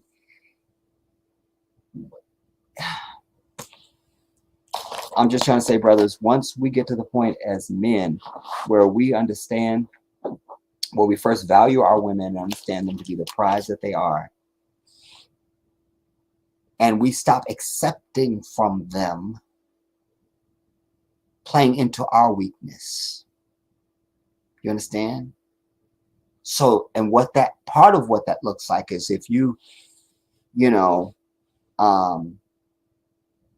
that's going to be too deep for y'all. I'll come to that later, but I'll just say, we need to start raising the standard for ourselves, and we need to start showing off for our women. You understand? You know, Mike Brown gets killed, we go and we flatten the entire fucking precinct, and we don't run and hide. We hold a full press conference saying we did the shit and we'll do it again. What? You understand? Let us begin to impress our women with what we can, how we can protect them, how we can look after them, value them, serve them,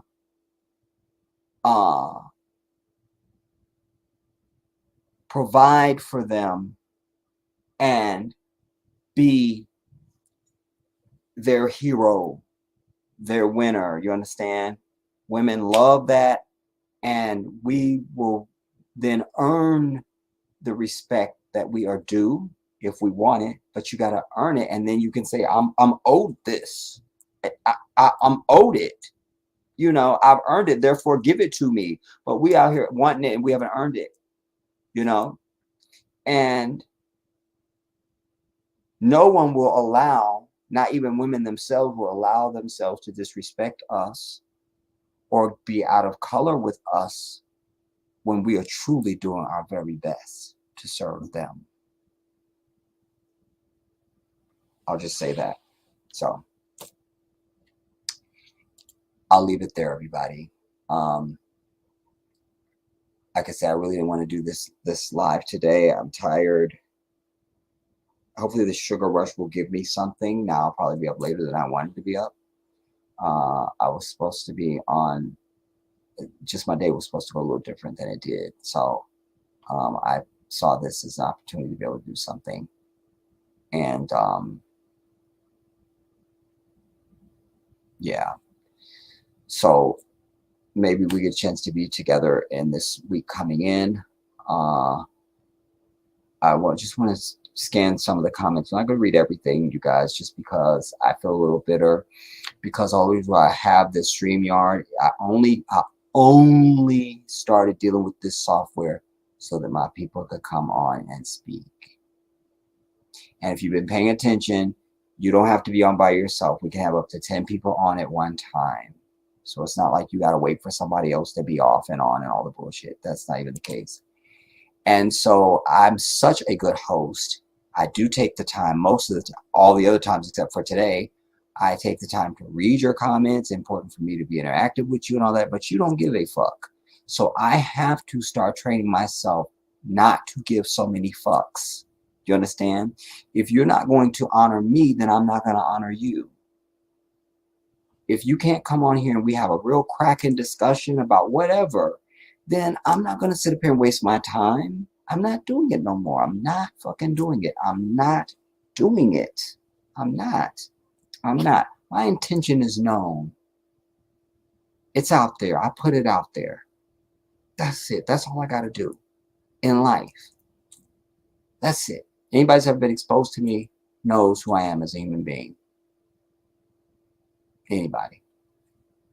So, I'll just pick what I'll read and what I won't, you know. I used to try and read every single comment. Nope. That's how I ended up sitting up here for 5 hours, 6 hours, you know. You just sit back. You can't help me out at fucking all. Nah, dude. I'm getting too old for that.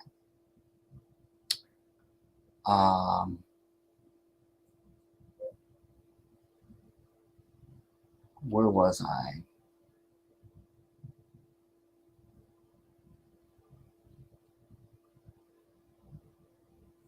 Bonafide. I remember watching the O.J. Simpson trial in real time. There was so much hardcore empirical evidence and undeniable proof that pointed to his innocence. Nonetheless, the demons couldn't let it go.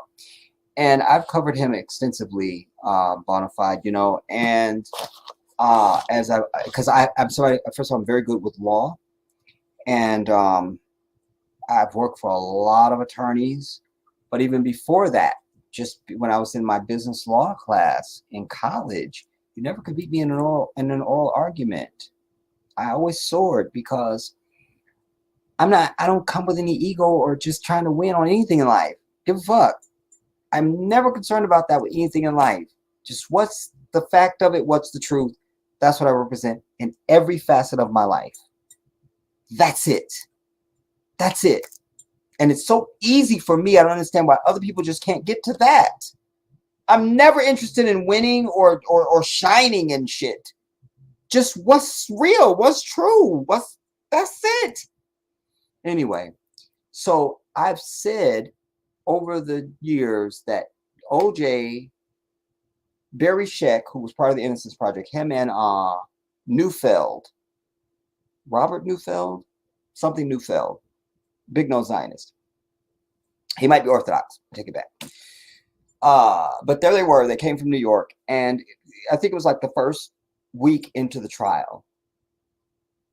Barry Scheck was the person to get up to explain to the jury reasonable doubt. State of California. He had these big, you know, exhibits that was the reasonable doubt printed out on it. The trial was over then. It was over because the reasonable doubt law of California was very clear and unambiguous that if if the state shows you something that is reasonable, he defined reasonable under the law, that's reasonable, that points to the defendant's guilt, you should adopt that. But if the defense comes and gives you something that it contradicts that points to the defendant's innocence, you must adopt that. In other words, the spirit of the law, reasonable doubt, at least in the state of California, was that we're trying to give you every fucking benefit of the doubt so we make sure we don't convict the wrong fucking person. For the love of God. It's almost like the law is saying, please don't convict the wrong person. You know. So that's exactly what we had. That's what you're describing there. Like it was, you say it was undeniable proof. Yeah. Undeniable to point to his innocence. At least reasonable doubt, at the very least. There was no other verdict to be had by OJ or his mama or the neighbor or the bitch next door. This was the only verdict that could have been reached in that case. But white people had two issues. A, they don't ever like to be fucking told they're wrong. Or no. You understand? And B, when they say you're guilty, you're guilty. Michael Jackson, white county, white judge, white prosecutor, white jury, all said nothing to see here. Michael's innocent. Go talk to a white person tomorrow. First thing they're going to bring up is allegations. Don't tell me shit about these people. They are the devil. I'm clear about that. That's going to be true to forever. It doesn't need any acknowledgement. That's the truth, period. J9. Oh, is that who you're talking about? I see this reference. Bad Butch Body. Is that the sister that's in Congress? That's getting ghetto on the Marjorie Taylor Greene bitch who does look like a fucking man?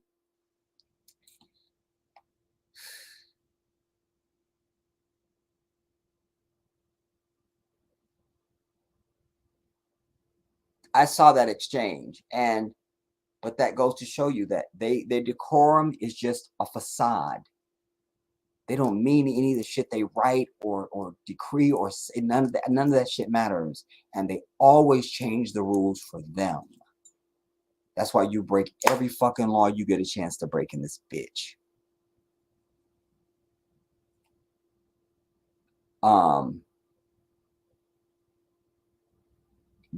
Did I finish? No, you said the point is nonetheless. Oh, I read that. Okay. Allison, white chocolate is vanilla flavored cocoa butter.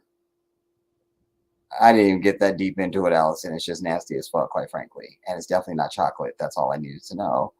Okay.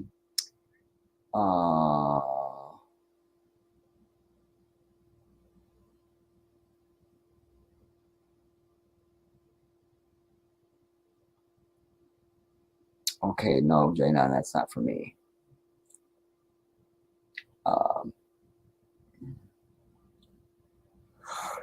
The most honorable Marcus Garvey tried to get us in accord with self-reliance.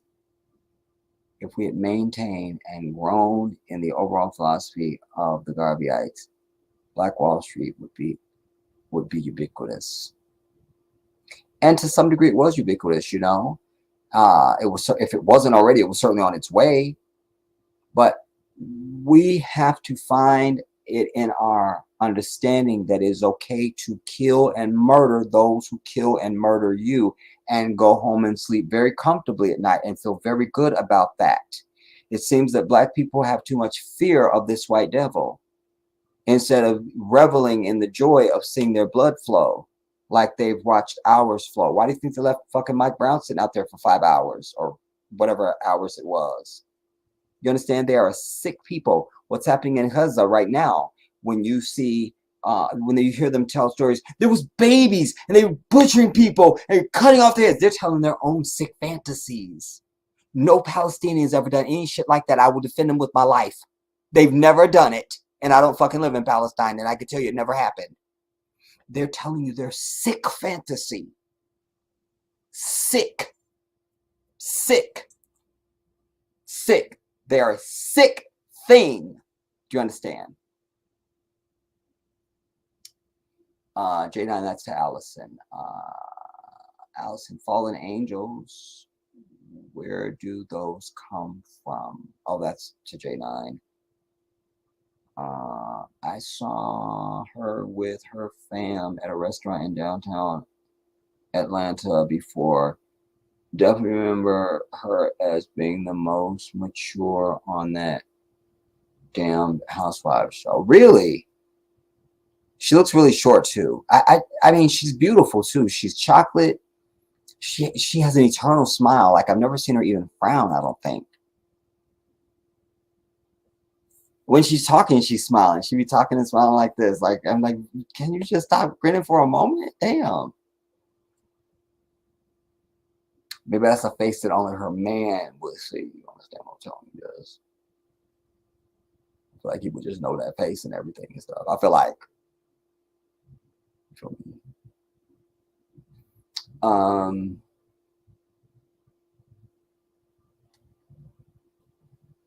Last one. Bonafide. The organic dynamic between Black men and Black women is such a beautiful thing if left uncorrupted by Eurocentric standards. Indeed, as Black men, we need to be our women's heroes. That's the truth, man. And I want it for them so bad, you know, almost before I want it for us. I want us to be this for them, you know. If hopefully that came out how I'm trying to say it, you know. Yeah, man. Yeah. So this is Sunday. So hopefully we'll get together over the next couple of days, everybody. Meanwhile, if there's something that you would like for me to speak on, or something, because I don't see a lot of stuff because I don't have television, I don't have cable. And so if there's something you think that you would like to hear me speak on, blah, blah, blah, you know, send me something, make me aware of that. You know, and I'll do what I can. But for now, at the 3 hour and 29 minute and 42 second mark, the Jedi has spoken. I love you all. Have a good week. And I intend to interrupt that week on Sunday. Could be tomorrow, could be Tuesday, could be Wednesday. I don't know. But have a good week, everybody. I love you. Contemplate the things that I've said. If you don't remember them, go back and watch this video again. Share it far and wide. I'll see you soon.